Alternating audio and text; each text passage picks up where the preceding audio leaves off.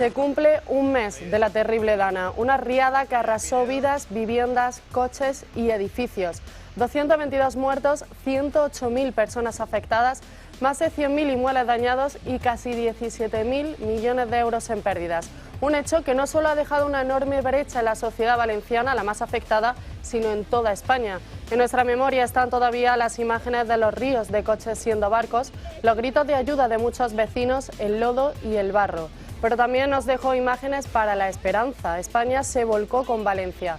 España volvió a demostrar la solidaridad que tanto la caracteriza como país. Miles de voluntarios procedentes de todo el país llegaron a la Comunidad Valenciana con pala en mano para ayudar a limpiar. Miles de psicólogos acudieron puerta por puerta a hablar y consolar a los más afectados. Y aquellos que no pudieron ir mandaron toneladas de comida, productos de higiene y limpieza y ropa. Un mes en el que la catástrofe ha arrasado Valencia. Pero los cimientos no solo se tambalean en esa zona de España, sino también en Moncloa. Hoy también arranca el Congreso Federal del Partido Socialista. Pedro Sánchez llega a este Congreso con su partido sumido en una gran crisis. Los frentes que tiene abiertos no son pocos, precisamente. Juan Lobato, el que era su líder en Madrid, dimitió y hoy ha acudido al Tribunal Supremo en calidad de testigo por el caso de la pareja de Isabel Díaz Ayuso. Su mujer, Begoña Gómez, lleva meses siendo investigada por el juez Peinado por delitos de tráfico de influencias, corrupción, intrusismo laboral y corrupción en los negocios. En el mismo marco, Cristina Álvarez, asesora de Moncloa y amiga de Begoña Gómez, está también citada a declarar. Su hermano, David Sánchez, también está imputado o investigado, como ahora se le llama, por delitos contra la administración pública. Aunque el hombre que hizo estallar todo fue Víctor de Aldama. Dijo que iba a tirar de la manta y cumplió su palabra, asegurando además tener pruebas. Teresa Rivera, María Jesús Montero, su asesor de gabinete, Salvador Illa, Fernando Grande Marlaska, Ángel Víctor Torres, Puente, Armengol o Ábalos. No se dejó ningún nombre en el tintero. Una larga lista de salpicados bajo sospecha que cierra con Óscar López y con el fiscal general del Estado. Pedro Sánchez ha repetido en numerosas ocasiones que todo esto es solo un bulo de la ultraderecha, fango. Un fango que no se parece en absoluto al de Valencia, donde los pocos socialistas que se atrevieron a pisar el suelo no fueron muy bien recibidos. Sánchez llega a un Congreso con más caos e imputaciones que nunca en la historia de un presidente, mientras que en Valencia, un mes después, siguen intentando recuperar parte de sus vidas gritando un continuo auxilio y pidiendo que nadie les olvide. Frente al sanchismo, España ha demostrado que sí, efectivamente, solo el pueblo salva al pueblo.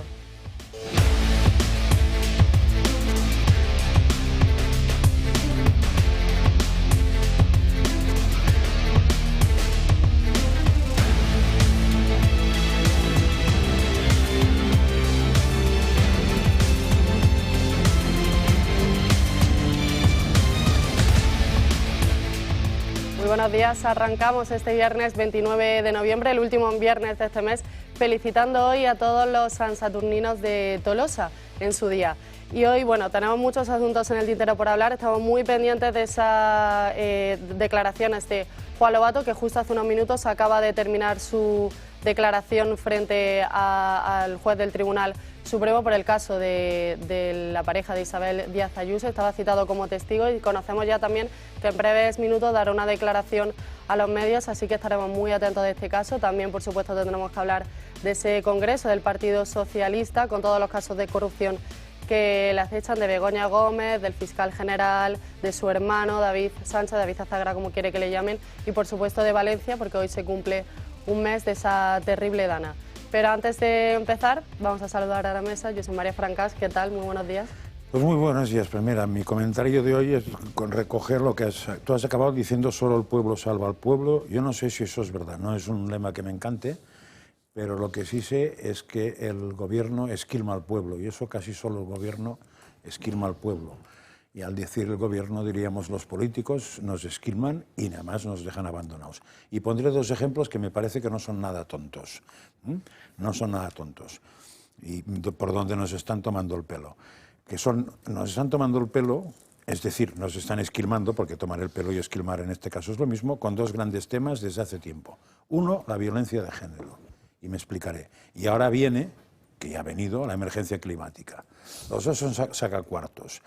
La emergencia climática además es un camelo, o sea, es científicamente una idiotez. Lo de la violencia de género no es una idiotez, lo que ellos hablan de violencia de género. Lo que probablemente pueda ser una idiotez es las maneras en que pretenden luchar contra la violencia que hay de hombres a mujeres. Eso probablemente es una idiotez, y la prueba de que es una idiotez, o que probablemente lo sea, es que no están bajando las cifras, y en cambio voy a dar unos datos que a mí me han escandalizado. La Unión Europea se gasta cada año para este tema 366.000 millones de euros. Repito por si alguien se ha quedado un poco asustado. La Unión Europea dedica cada año 366.000 millones de euros a la prevención de la violencia que llaman de género. No puede ser. Sí, espera, que va peor.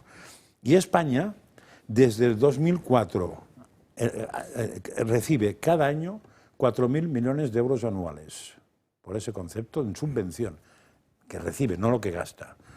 De tal manera que desde el 2004 al 2018, España ha recibido de la Unión Europea 36.000 millones de euros. Esas son informaciones que llegan de distintos sitios, igual resulta que tienen un error, no lo sé. A mí me han llegado las dos donde están publicadas. Pero en fin, si las cifras son verdad, es una salvajada, no por nada, porque si es necesario se podría gastar esto y mucho más, pero que la eficacia de esto es cero.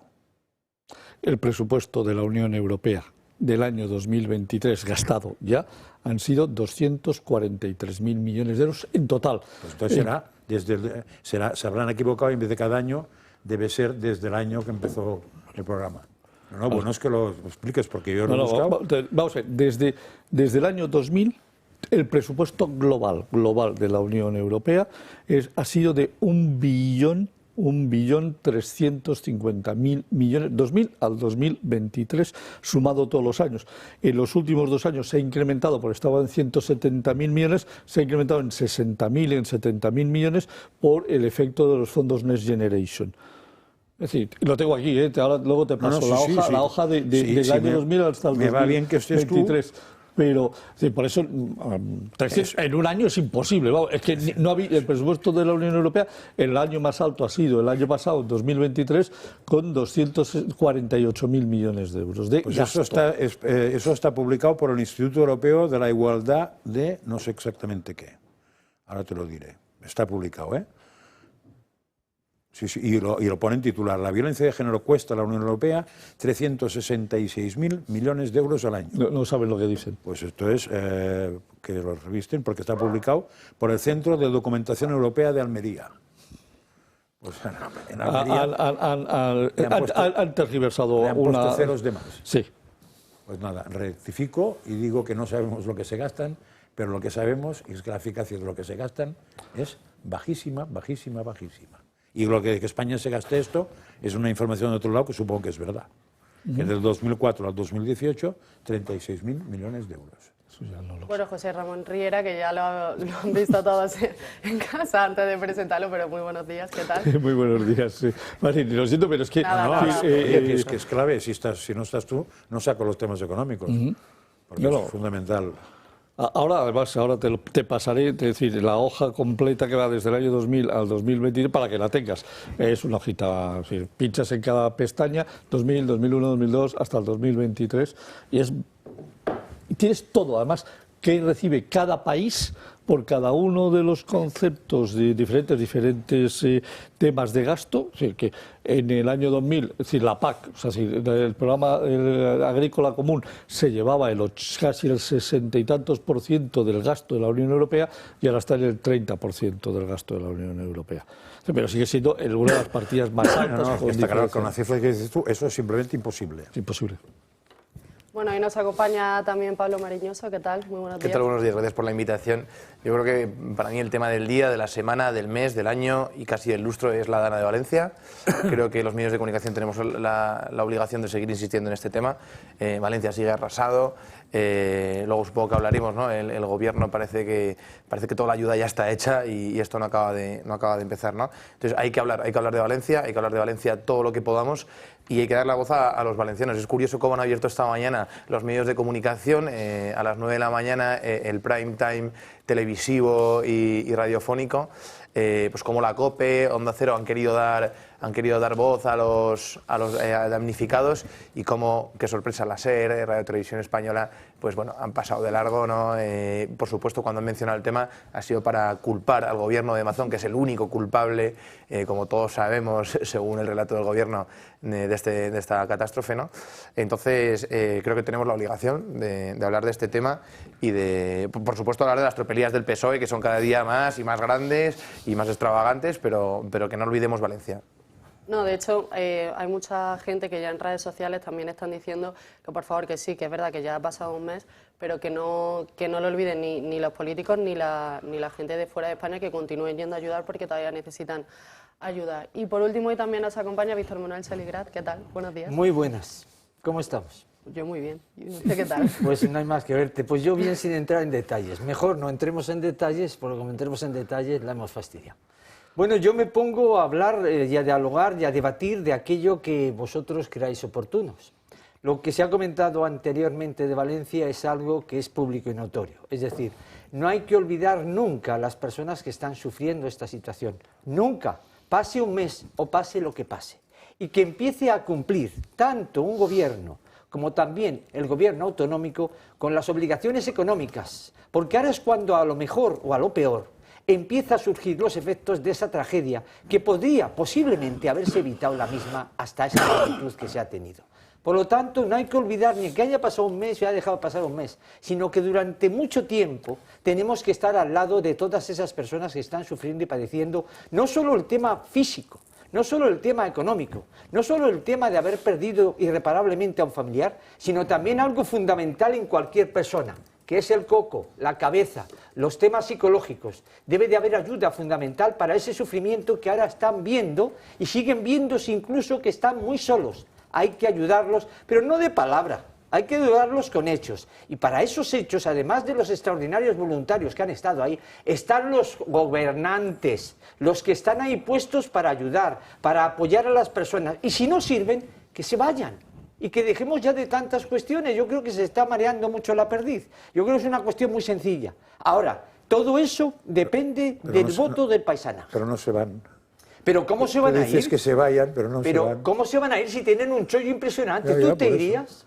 ¿Tú te irías? Yo creo que sí me iría, sí. Bueno, porque tengo, tú eres tú. Tengo pero vergüenza, no todos harían tengo lo mismo vergüenza que tú. y cierta formación moral. Pero porque no todo el mundo haría lo mismo que tú, Pues ya al margen de tu gran formación hace muy moral mal y de porque tu es gran formación vergüenza. humana eso, ¿eh? Sí, pero bueno, pero hay personas que tienen un puesto que nunca han tenido. Es decir, el ser humano es egoísta por naturaleza. Lo que tiene que haber, y perdón, ya me callo, lo que tiene que haber es la inteligencia, la sabiduría y la experiencia de cuando se va a poner el voto. Es la única cuestión en estados democráticos. Todo lo demás que tú dices yo lo comparto. Evidentemente hay muchas personas que no aguantaríamos lo que está sucediendo, pero el sillón se agarra a la gente. ¿Qué te voy a contar que tú no sepas? No, sí, pero a la gente que tiene un problema de honestidad, claro. Me da igual, Josep, me da igual el calificativo que pongas. El hecho es un hecho objetivo, que es agarrar. un hecho objetivo, sí. Que es agarrar. Por Todo eso, lo demás, por yo eso lo los respeto. países buscan maneras para que eso no ocurra, con salvaguardias de que eso no ocurra. Claro, pero al final siempre se topan con la honradez. Pero esas salvaguardias, y ya, de verdad que ya me callo de momento, esa salvaguardia es consecuencia y la fundamental está en el voto. Es decir, de esas salvaguardias, para eso está el Poder Judicial. Pero tiene que haber más, tiene que haber. El Con el voto solo no vamos a ningún sitio. El Poder Judicial, claro. El Poder Judicial, que es un poder que ahora mismo está haciendo frente y que algunos políticos están diciendo que es que se está yendo contra ellos, porque en este caso están habiendo procesos judiciales. No mire usted, si los procesos judiciales no ha lugar ningún hecho ilícito o ilegal, ya se procederá al archivo correspondiente, sí. Pero mientras tanto que resplandezca la verdad. No, además, probablemente la vía judicial es la vía que más salvaguardias tiene.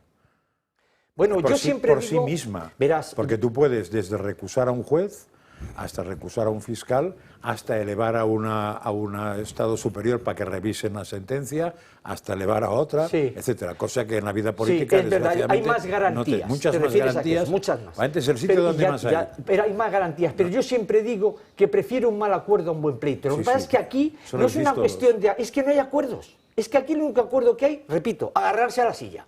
Claro, dicen que el que va a Sevilla perdió su silla. Parece ser que no quieren irse a Sevilla nadie. Están en Sevilla todos, ¿eh? Claro, Antes claro. No ha perdido la silla. de continuar con todos estos asuntos que vamos a analizar durante todo el programa, una noticia de última hora, porque como decíamos, estamos muy pendientes de esa declaración de Juan Lobato. Y justo acaba de terminar hace apenas unos minutos y acabamos de conocer que el juez ha autorizado el volcado de la conversación entre el ex líder del PSOE madrileño y Pilar Sánchez Acera, que era la directora de gabinete del entonces jefe de gabinete de Pedro Sánchez, Óscar López, que presuntamente era ella quien habría filtrado el correo al ex líder socialista. Pues esa es la noticia, que el juez ha autorizado el volcado de esa conversación, que deja de hecho al filo de esa imputación, que ahora se llama investigación, a López Acera. Además, como pueden ustedes en casa ver en ese rotulito rojo debajo de programa, ya también el Partido Socialista ha designado a su nuevo portavoz en la Asamblea de Madrid, Jesús Celada, que era también el portavoz adjunto de Juan Lobato antes de que este dimitiese. Estamos también muy pendientes porque en breves minutos se prevé que Juan Lobato dé también una declaración ante los medios a la salida del Tribunal Supremo, por este caso. Es su hombre de confianza. Me parece muy interesante esta posición, porque Jesús Celada efectivamente era portavoz adjunto en la Asamblea de Madrid, hombre de confianza de Juan Lobato, y responde un poco, yo creo, a esa división interna de la que hablaba el otro día Juan Lobato en su rueda de prensa, ¿no?, de dimisión.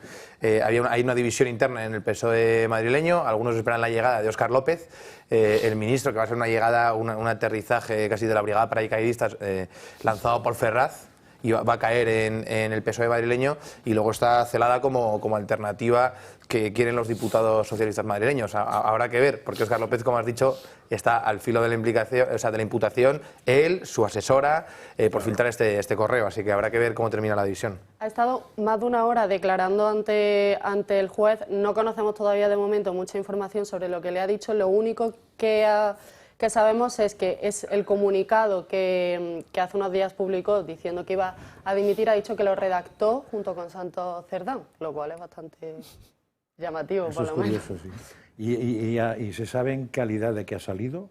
¿En la misma que ha entrado? O sea, ¿sigue de testigo? Por ahora se supone que sigue como porque testigo. eso es clave, porque a ver, si sigue de testigo, la artillería que tiene parece pensada para empezar a tirar ahora, es distinta que si sigue de imputado. Porque no olvidemos que ese señor, curiosamente, sigue siendo senador y sigue siendo diputado en la Asamblea de Madrid.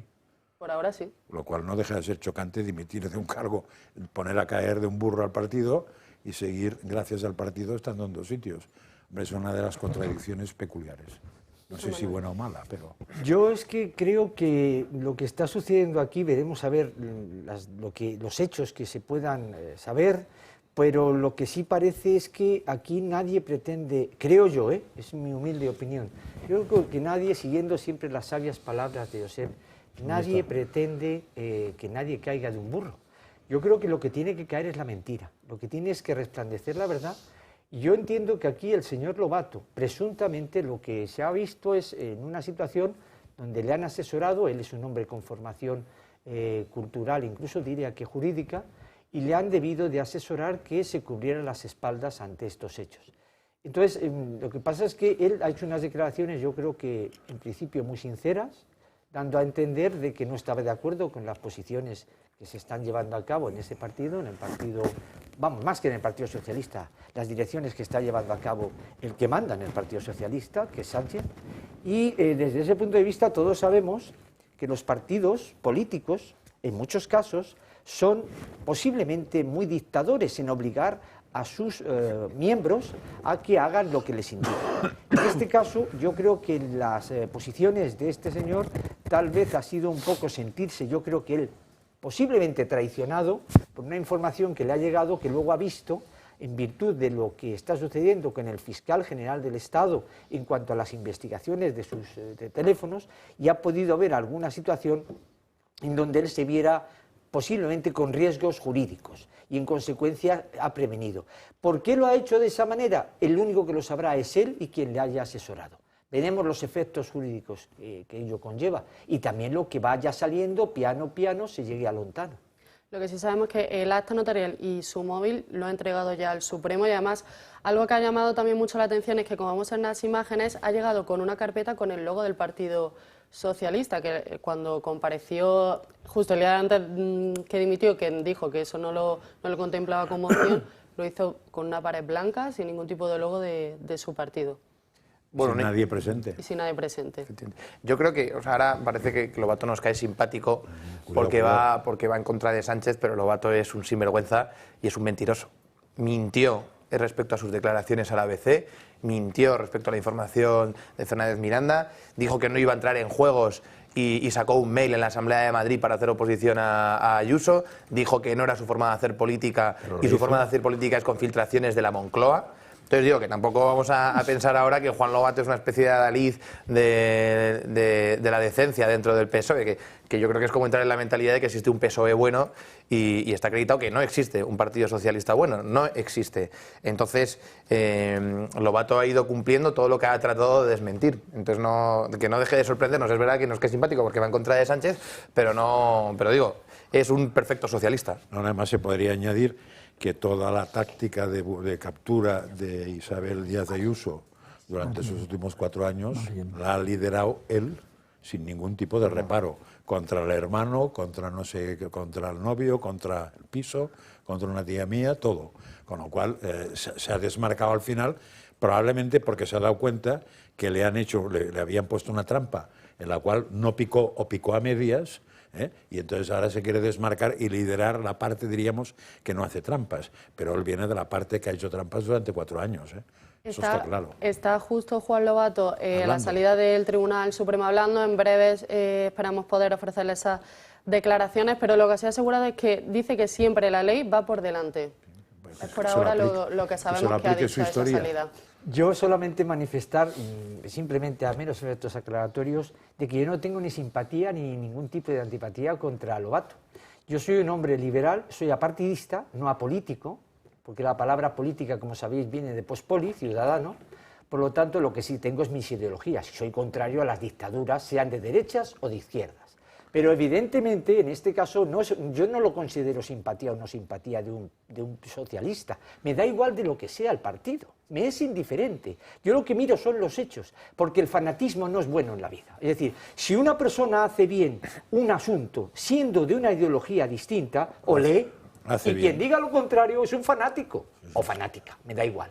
Si una persona de otra ideología lo hace mal, aunque sea de tu propia ideología, hay que ponerle en su sitio, con respeto, pero con firmeza. Por lo tanto, yo simpatía a Lobato para nada, antipatía tampoco, pero yo tengo simpatía a la gente que conozco y antipatía muy poca, salvo aquellos que actúen de mala fe. Eso sí, ya a mis años, lo que más valoro en la vida es el corazón de las personas. No que tengan problemas cardíacos, sino su bondad.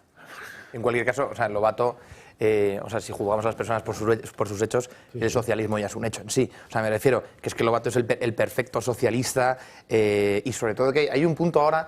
pero por eso no es malo. Es no, por supuesto, sea una persona socialista por supuesto, o de derechas, es que nos están generando en la sociedad un sentido de odio impresionante. Lo que quiero decir... No. Por supuesto odio no, pero lo que quiero decir es nos estamos conformando con políticos muy mediocres. Entonces, como Lobato no es un bonobo y no es un simio como otros que conocemos en sus filas, como es un tipo pues que no insulta a los periodistas como Óscar Puente, que es un tipo que es decente, que tiene buenas relaciones con la prensa, que no es un fanático precisamente, nos conformamos. Y entonces ya, como no es un simio, pues nos parece que es un buen político. Pero es que pertenece a esta España de torrente que ha generado el Partido Socialista. Es que es un engranaje del brazo tonto de la ley. Y entonces, como ya te digo, como es educado, pues nos cae simpático. Pero es un mentiroso, es un perfecto socialista. Pero permíteme que te diga que lo que yo creo que se está generando esas mentiras y lo que está ocurriendo aquí no es una cuestión de ideología. Yo creo que es una cuestión de conducta de seres humanos. Hay personas, bueno, tú eres muy joven, pero aquí nos recordamos a grandes socialdemócratas como Willy Brandt, Olof Palme. Podemos hablar hasta de Felipe González, que convirtió un partido socialista leninista en un partido socialdemócrata. Evidentemente, cada uno tiene su ideología, yo la respeto. Pero lo que yo aquí entiendo que se está juzgando no es lo que pretende el Partido Socialista. Es que se está juzgando porque se sea socialista. No entres a ese trapo. Porque si por tus palabras puede parecer que entonces, como es socialismo, ya es malo. No. Mire usted, se está juzgando porque pueden haber hechos ilegales, no porque se sea socialista. Pero el socialismo es malo y se ha demostrado malo sin juzgar por los hechos. Es tu opinión. Vamos a ver, yo no soy ni afiliado al Partido Socialista y para nada. Pero para nada. Para que cada uno tiene su ideología. Pero lo que no me parece bueno es que porque se sea de un partido ya se es malo o se es bueno. Hay cosas buenas y hay cosas malas, pero, entiendo. Vamos a ir un poco, yo voy a ir un poco a filosofía ahora. A ver, separemos... yo los hechos, José. No, pero separemos. Una cosa es el socialismo y otra cosa son los socialistas. O los individuos individuos. Por eso, sí, los socialistas son individuos que profesan una determinada ideología. Y las personas tienen actuaciones buenas y malas, cuando son buenas y cuando son malas, y además son súper objetivas si son buenas o son malas, porque está muy claro. Y no precisamente dependen de la justicia, sino que dependen de la moralidad. Si depende de la justicia, estamos en positivismo jurídico, que es otra batalla a la cual no me voy a meter. Yo hablo de moralidad. Ahora, si analizamos lo que es el socialismo en sí, tiene problemas intelectuales graves, el socialismo en sí. Y tiene un problema muy fácil, que es que frente al dúo, diríamos, de valores de lo que es Occidente, que es la libertad o la igualdad, el socialismo lo que hace es primar la igualdad sobre la libertad. Y eso inexorablemente acaba cargándose la libertad, inexorablemente, a no ser que te quedes a media salida. Porque la única manera de igualar a la gente es cortándole las alas. De hecho, y así ha acabado todo el régimen socialista, todo. Se llame socialdemócrata, se llame social no demócrata, se llame lo que quieras. Lo que pasa es que hay distintas maneras de enfocar eso. Pero la propia definición, cuando tú primas la igualdad sobre la libertad, acabas cargándote la libertad. Y probablemente cuando tú primas la libertad sobre la igualdad, te puedes acabar cargando la igualdad. Eso no diré que no. Pero ese es un problema que tiene la ideología de fondo. Pero eso no quiere decir que un socialismo, un socialista participe 100% de todos los errores que lleva el socialismo intrínsecamente, filosóficamente unidos a su definición. Son cosas distintas. Hay socialistas perfectamente, gente honrada, buenos padres de familia y todo lo que quieras, y hay igualitaristas o liberales que son para dejarlos correr aparte y cuanto más lejos mejor. Porque yo distinguiría ideología de personas, pero la ideología tiene un profundo problema filosófico de fondo. Muy brevemente, yo creo que del final que has dicho estamos de acuerdo. Yo no estoy adentrando en esa profundidad intelectual tan importante que acabas de exponer. Yo estoy adentrándome en cosas más sencillas. Sí, que eso lo he dicho porque había salido la batalla del socialismo y tal. Yo creo que ahora estamos en cosas concretas, hechos concretos de gente concreta. Yo no me meto en temas de ideología, que es lo que precisamente algunos pretenden. Es decir, hay juicio porque se va en contra del presidente de gobierno. No, mire usted, yo no me adentro en ideologías. Cada uno puede tener su ideología y respeto la misma. Obras son amores y no buenas razones. Lo que yo estoy diciendo es que porque se sea de una ideología, no se puede decir que por eso hay procesos judiciales abiertos. O no se puede decir que todo es malo. Sino que hay que tener ese sentido de la efectividad, de la practicidad de la obra, de los hechos, para decir una cosa u otra. Eso es evidente que cada uno puede tener su opinión en donde el socialismo se puede convertir en un comunismo, pero eso depende de los dirigentes, de la actuación. Fijémonos en el caso de Venezuela, un criminal está gobernando un país, que es Maduro. Claro, y se las da de socialista. Pero es que eso no es socialismo. Y yo no soy socialista. Yo no soy socialista, pero tampoco lo que soy es un fanatismo de derecha, porque no lo soy. Porque soy así y porque creo que la gente debe de ser honesta y decir la verdad. Y porque ya decía John Fisher Kennedy que la verdad nos hará libres.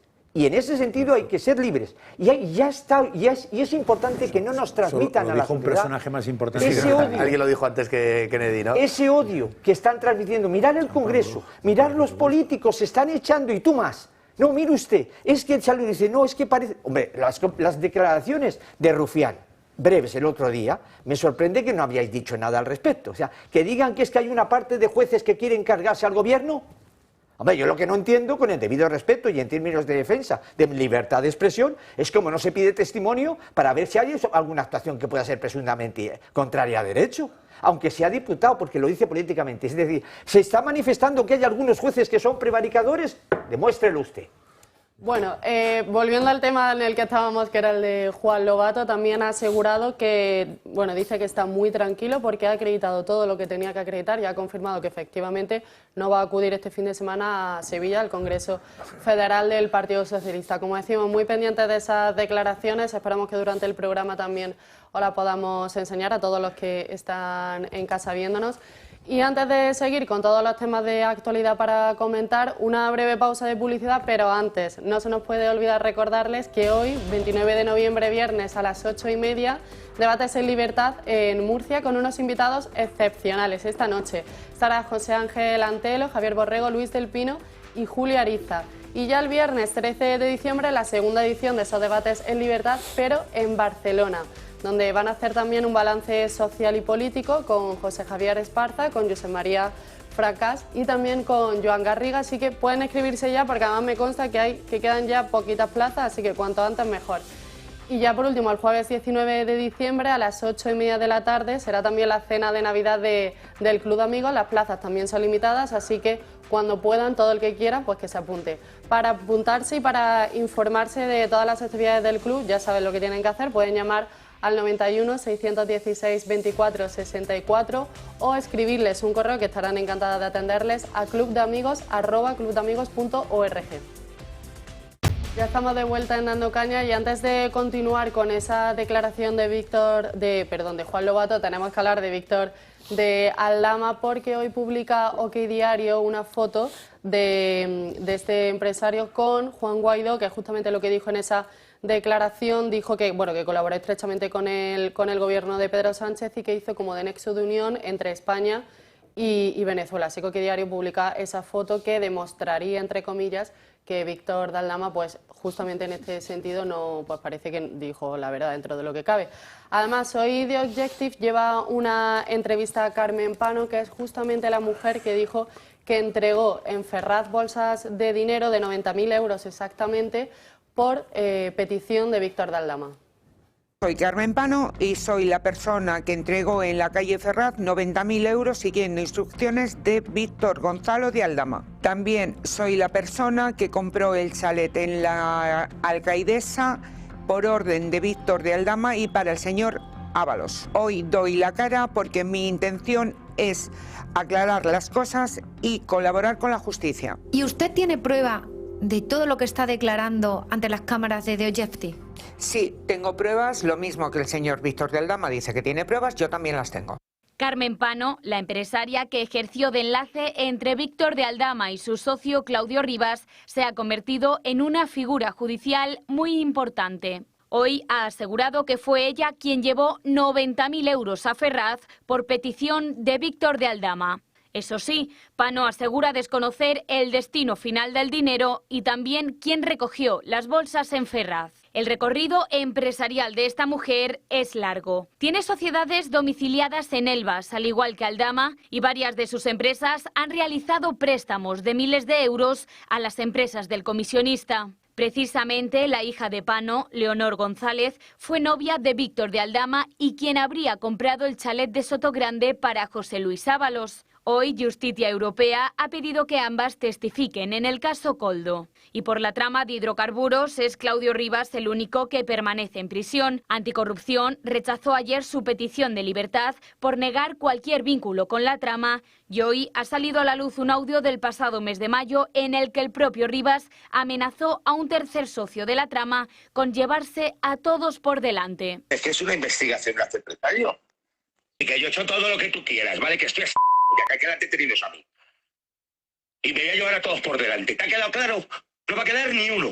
Ya está, se acabó la conversación. Esta conversación se produjo en mayo, unos meses antes de que los investigadores abrieran la causa de los hidrocarburos. Trama que llegó a defraudar 182 millones de euros. Muchas de estas mordidas se entregaban en la sede del PSOE, como hoy ha confirmado Carmen Pano.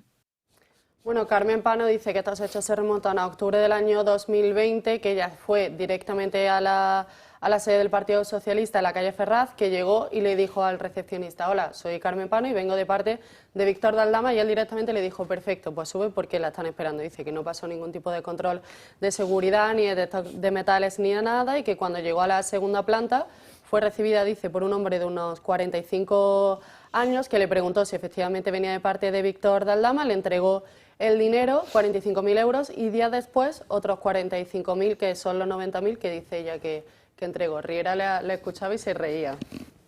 Es que esto es absolutamente infumable. Es decir, les han dado 90.000 euros, es decir, lo saben perfectamente, seguirán mintiendo de que no han recibido nada, y bueno, pues venga. Es decir, si no hay pruebas, no existen. No, no existen. Ya. Yo ahí entiendo es lo mismo que el tipo ese es lo mismo que ese tipo que se ha suicidado, que se ha caído desde un edificio, que era el director de comunicación del ministro del Interior. Qué mala suerte, la gente se cae de los edificios y se suicida. Pues evidentemente, como no se puede probar nada más, pues habrá que pensar que se ha suicidado. Esta gente dice que sí que tiene pruebas, pero veremos qué pruebas tiene, porque a mí me extrañaría que tuviera la prueba del hecho delictivo. Podrá tener la prueba de mensaje diciendo, me dejo de llevar. Que han comprado un chalet en la calle de esa, ¿es cierto? Sí. ¿Y que se ha ido de vacaciones allí el amigo Ávalo? Sí. ¿Que no ha pagado un duro? Sí. Pero que le ha dado 15.000 a este, 25 al otro, el problema es que esto es fango puro. O sea, el problema está en que todo lo que ha dicho el presidente del gobierno desde que es presidente del gobierno es absolutamente mentira, todo. No ha dicho ni una verdad seguida. Entonces, a partir de aquí, a mí lo que este señor diga... Eso lo hace creíble, pero no demostrable. No, ¿el qué? Hace creíble. El que un personaje sea, como dices tú, Pedro Sánchez, que no ha dicho una verdad en su vida, hace creíble cuando cuentan cosas de él peores. Y hace no creíble todo lo que diga él. No, es que... Exacto, de creíble a probable... No, vamos a ver. Lo que digo es que a mí lo que diga diga Pedro Sánchez, ya sé que es mentira. Sí. Ya sé que es mentira. Entonces, cuando dice, no conozco a Aldama, ya miente. No he estado nunca con Aldama, miente. Es decir, es mentira decir, de que mi mujer esté prendada, miente. Es mentira que su hermano lo han colocado a dedo, miente. O sea, todo es mentira, todo es mentira, todo es mentira. O sea, todo es un montaje de tal tamaño y tal calibre, como hoy dice también otro diario, hombre, que es que la señora Begoña Gómez escribe los emails con @presidencia.gov. Pero vamos a ver, pero ¿quién es este personaje que se permite escribir con presidencia.gov? Coño, que será begoña.gómez@gmail.com o yahoo.com o cosas de ese estilo. Sí son pruebas. Bueno, pues, no sé si de errores, si de delitos, si de faltas. Pero eso son pruebas. Yo lo que sí te digo es una cosa. El problema está en probar. No, yo lo que sí te digo es una cosa. Cuando Aldama dice que ha dado 400.000 euros a Ábalos, vas a ver cómo aparecen las pruebas de que se los ha dado.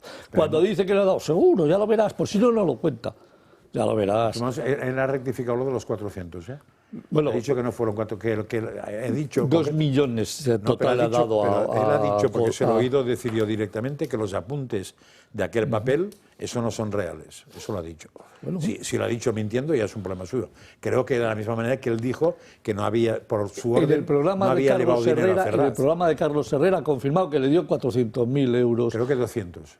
O 250.000, bueno. Sí, y a Koldo otro tanto. Y que le pidió 50.000 el que eso es ministro de... Pero en este programa es cuando dijo que no era verdad, que aquellos asientos no reflejaban la realidad. Ha dicho que va a llevar todas las pruebas. Ha dicho que tenía un documento para representar al gobierno frente a Guaidó. Digo que no, yo digo que las tiene que llevar, que hasta que no las lleve, no sirve. Vamos a ver, yo de momento... Sí, puedo pensar que Aldama es un mentiroso, pero lo que sí te garantizo es que el presidente es un mentiroso. El otro es, yo también. Por eso digo que para mí el gran problema de eso es que todo lo que están diciendo, toda la porquería que le están echando encima al entorno Sánchez es absolutamente creíble. Claro. Eso es lo que digo. ¿Por qué? Por el personaje. Pero tiene que ser probable, no de probabilidad, sino de prueba. Vamos a ver, es cierto que a David... No defiendo a Pedro Sánchez, Dios me libre, antes me arranco varias manos. Es cierto que el hermano lo colocaron en la Diputación a dedo, pues es un hecho. Es cierto, ¿no? Es cierto que no ha hecho ninguna declaración de renta, es cierto. Es cierto que hay un informe exonerando desde la agencia tributaria, es decir, totalmente, es cierto. Esos son hechos ciertos. Y la verdad es, un tipo que cobra de la Diputación, es decir, cobra de los presupuestos generales del Estado, cobra dinero durante 2017 hasta el 2024, que se permite el lujo de no hacer una sola declaración de renta en España, ese tío es un auténtico facineroso, porque cualquier otro ya estaríamos en la cárcel, ya estaríamos embargados. Si te sirve el dato, que no tienes por qué haberlo oído, ayer, donde está sentado el ilustre abogado hoy, estaba Marcos de Quinto, y explicó que él ha trabajado en muchos países y nos explicó en qué países ha trabajado. y como ha trabajado suficientemente tiempo en tantos países, desde Indonesia, me parece, o sitios... Sí, Estados Unidos, sí. Que hacía la declaración de renta respectiva allí, pero además tenía que hacer una declaración de renta en España como, y dijo el nombre, como no viviente, como no residente. Y que en el caso de que eso no lo haga un no residente, salta inmediatamente en el ordenador de Hacienda, con lo cual, para ese chico, el primo, no el hermano, tendría que haber saltado cada año que faltaba una documentación que nadie le ha pedido. Y eso me parece que esos son datos.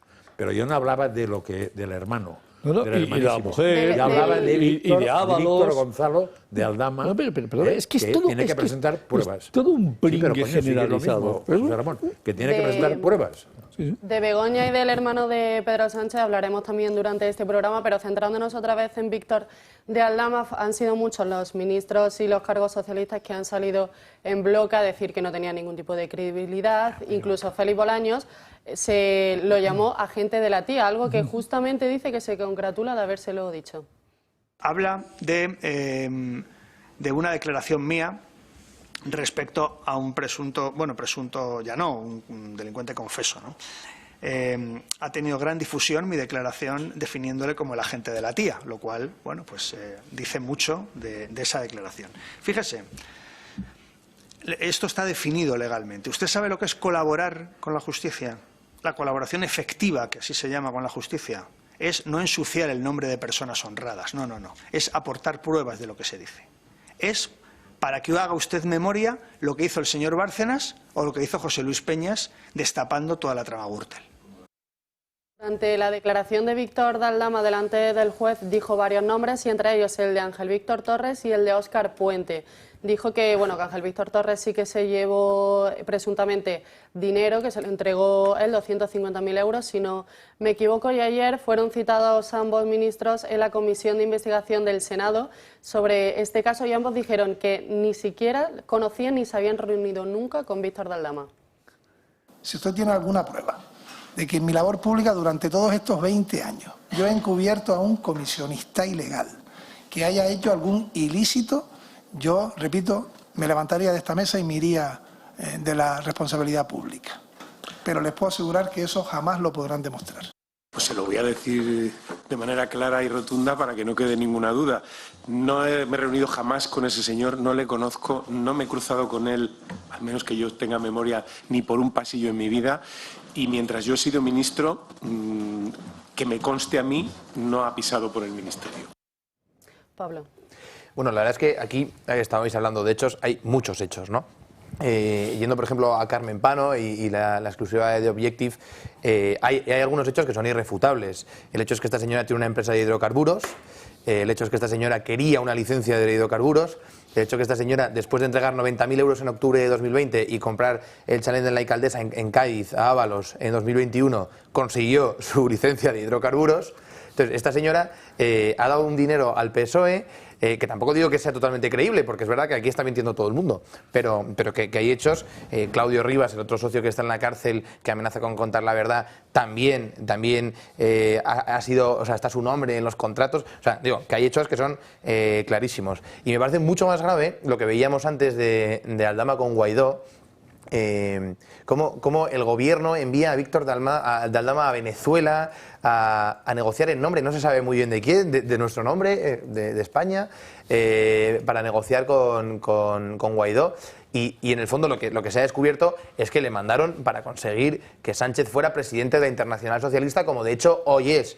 En la foto salía Ramos Ayub, que también estaba en la reunión con Guaidó, que era por aquel entonces vicepresidente de la Internacional Socialista, y a eso fue Víctor de Aldama, y por eso Víctor de Aldama ha sido enviado de España a Venezuela, o por eso Víctor de Aldama era cónsul honorario de Georgia en Zamora, que es un cargo que yo no entiendo, que esto es como lo que vemos, el secretario cuarto de la Secretaría General de la Presidenta del Congreso de Diputados, pues un cargo que nadie sabe quién es, ¿no? Entonces este señor ha sido cónsul honorario de Georgia en Zamora, ha sido representante del Gobierno de España en en Venezuela, y todo ¿para qué? Para servir a Pedro Sánchez. Es que es un peón más de Pedro Sánchez. Y a todo lo que le haga falta a Pedro Sánchez, ahí ha estado Víctor de Aldama disponible. Y la Guardia Civil le da una condecoración, no nos olvidemos. Y por supuesto, Marlaska no le conocía, y luego lo premió. Se reía mucho de Zoido, porque Zoido daba condecoraciones a vírgenes sevillanas, y lo que estamos descubriendo es que Marlaska ha ido premiando a corruptos socialistas de toda España. O sea que eso es mucho más ridículo. Digo que ahí lo que es, para mí es muy chocante es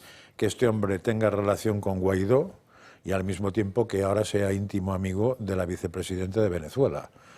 Bueno, cuando uno no tiene ideología, o cuando uno no tiene principios, diré más, puede ser amigo de cualquiera. Sí, pero no deja de ser chocante. O sea, eso sí que me extraña, porque ahí debe haber habido un cambio, porque el enemigo en su momento fue Guaidó. También es verdad que dices que el otro era el secretario, el vicepresidente de la Internacional Socialista. Sí, Ramos Ayub. Si no recuerdo mal, Guaidó y todo Leopoldo López y compañía pertenecían a la Internacional Socialista. Por eso digo que Guaidó es socialista. Porque eso la gente aquí no lo sabe. Aquí la gente se cree que la oposición venezolana toda no es socialista, y es al revés. No, sí. O sea, la oposición venezolana es enteramente socialista, toda, menos el partido de María Corina Machado, que no es partido.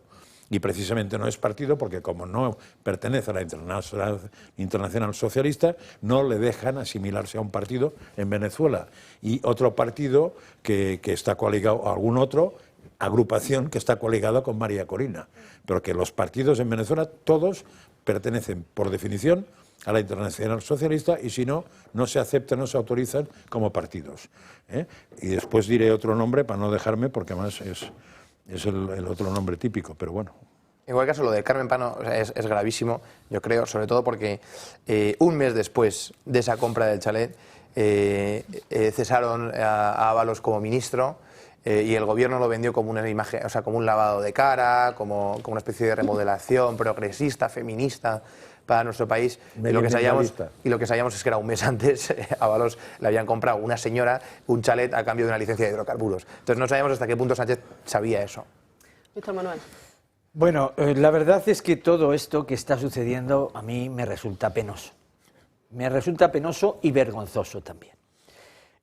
Pero yo estoy formado por mi profesión, y siempre intento dar el beneficio de esa claridad de los hechos que se vayan demostrando. Pero se está hablando mucho de una cosa, de otra. Vamos a ver, Víctor Aldama, tiene un grandísimo jurista, un hombre que además, si yo no estoy equivocado, ha pertenecido a la carrera judicial. Sí, un magistrado. Además, incluso ha hecho distintos juicios importantes y relevantes cuando estaba como magistrado en la sala de la Audiencia Nacional. Cuando este señor, que es el letrado que le está asesorando a Víctor Aldama, y el Ministerio Fiscal no han pedido el ingreso en prisión, es porque hay algunas pruebas que evidentemente están ahí, que serán de interés para que este hombre pueda estar fuera de la cárcel, Aldama, dado que su socio, al parecer, no le han permitido salir de la cárcel por no colaboración con la justicia. Por lo tanto, veremos a ver qué es lo que va a suceder con esas pruebas, pero que como las meigas, haberlas haylas, deben de haberlas, porque si no la Fiscalía, que por cierto estaba en la cárcel, en prisión preventiva, Víctor Aldama, no por el tema de mascarillas ni comisiones, sino por el hidrocarburo. Y el fiscal, que llevaba los dos procesos, las dos investigaciones, pidió que no se le ingresara en prisión. Y como todos sabemos, y no quiero ser repetitivo, hay tres principios fundamentales para que una persona no esté en prisión preventiva. Uno, que no haya riesgo de fuga; otro, que no haya riesgo de destrucción de documentos; y otro, que no haya riesgo de reiterar el acto delictivo, de que vuelva a delinquir. Si se le ha permitido salir, es porque tiene que haber que el fiscal haya visto, y el juez no tiene más remedio que permitirle salir cuando el fiscal no le acusa en ingreso en prisión. Luego pruebas tiene que haberlas, hará. Entiendo que igual que se infiltran otras cuestiones, que hay que dar el chapó a la prensa por esas informaciones, que también algún miembro del gobierno dirá que habrá que ver esas informaciones e investigar las mismas, seguro. ¿No crees que además de que tiene que haber pruebas ya entregadas? Porque no creo que el fiscal, sobre todo el fiscal, a la promesa de te traeré algo, diga, vete, ya me lo traerás. Yo creo que presuntamente tiene que haber algo. Tiene que entregar, Yo tiene que creo haber que sí. entregado algo. Alguna cosa tiene que haber, porque si no, es decir, no se dice, el fiscal pide la libertad en ambos procesos, Sí, claro. con jueces distintos, pero es el mismo fiscal, según la información que estamos recibiendo. Por lo tanto, yo entiendo que bajo ese principio que acabo de mencionar, que es y la colaboración de la justicia, el ministro hablaba antes que hemos puesto Bolaños, ¿no? Se llama, que decía de cómo creer a un hombre que es confeso en un hecho delictivo. Vamos a ver. El que un hombre sea confeso en un hecho delictivo y sea culpable no quiere decir que su declaración, si es probada, no significa que haya habido otros colaboradores en sus hechos delictivos. Es decir, ¿por qué pasa? ¿Por qué este hombre esté en un proceso judicial ya todo lo que diga es mentira? Pues no. Si se demuestra lo contrario, será verdad. Es decir, se habla con una impunidad, con un atrevimiento, con una falta de rigor por parte de miembros del gobierno que a mí me da miedo. Me da miedo porque son personas, con el debido respeto, que me parece a mí que son malísimos gestores. Y claro, que unos españoles y españolas estemos bajo la tutela de un gobierno como esto, a mí me da miedo. No hablan con una propiedad adecuada, dicen cosas para salir del paso, parece el patio del colegio, cuando le dice uno una cosa. Me parece que yo creo que los españoles y españolas no nos merecemos esta gente, este gobierno, sinceramente. Ayer además en el Congreso el Partido Socialista y todos sus socios tumbaron una iniciativa del Partido Popular en la que pedían que Pedro Sánchez compareciese y diese explicaciones de la relación que pudiese tener con Víctor de Aldama. Nos tenemos que ir a una pequeña pausa de publicidad y a la vuelta seguiremos comentando todos estos asuntos. Ya estamos de vuelta en Dando Caña y puntual a su hora como siempre. Gabriel Serrano, ¿qué tal con su crónica de Manicomio? Muy buenas tardes, Marien. Vamos a hablar de una tendencia que está surgiendo en Europa y muchas veces llama la atención, porque ahora el mundo, digamos, musulmán, tanto la religión como la cultura árabe, está siendo predominante y en estos últimos tiempos estamos viviendo diferentes sucesos, como por ejemplo en los partidos de fútbol de la persecución a judíos por parte de musulmanes. Vale, pues ahora nos vamos a trasladar hasta Alemania, porque como vamos a ver ahora, hay una mezquita que ofrece cursos de matrimonio para niñas de 13 años. Esto es un centro en Mannheim, en el sureste de Alemania. Es el centro que se llama Omar Al-Farouk. Y es un curso que pretende abiertamente preparar a los niños, pues a este caso a las niñas, para el matrimonio. Y vamos a ver, se ha creado mucho revuelo en las redes sociales y también en el propio ayuntamiento de Mannheim, diciendo, oye, ¿cómo esto puede estar sucediendo en nuestra ciudad? Y aquí vemos, esta es la invitación. Y claro, está en alemán, pero pone Noche de Chicas.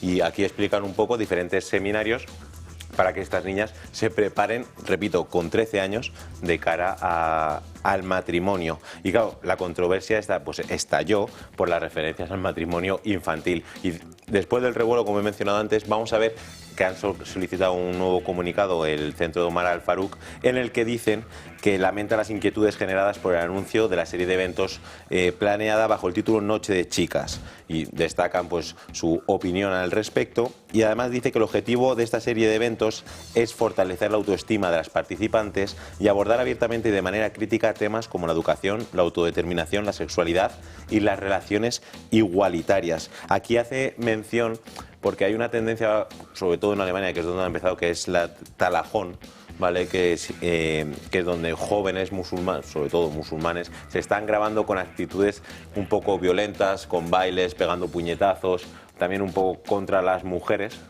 Entonces, luego veremos un vídeo de lo que significa y el concepto de lo que está pasando. Esto es uno de los ejemplos, ¿vale? Muchos jóvenes reunidos en la calle con actitudes violentas, pues que se dedican un poco digamos, en este caso, a no hacer nada. Y está asustando mucho a la sociedad que lo está viendo.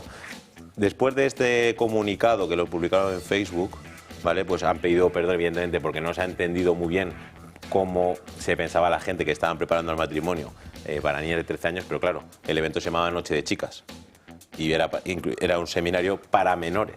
Entonces, después de esto, el portavoz del club, que se llama Khalil Khalil, ha dicho que se trató de una formulación fallida que provino del Departamento de Mujeres de la comunidad, y a él, después de esto, el diario Bild le pregunta qué piensa sobre el matrimonio de la gente de 13 años. Y simplemente dijo, mi hija ahora tiene 5 años, preferiría que se casara a una edad madura.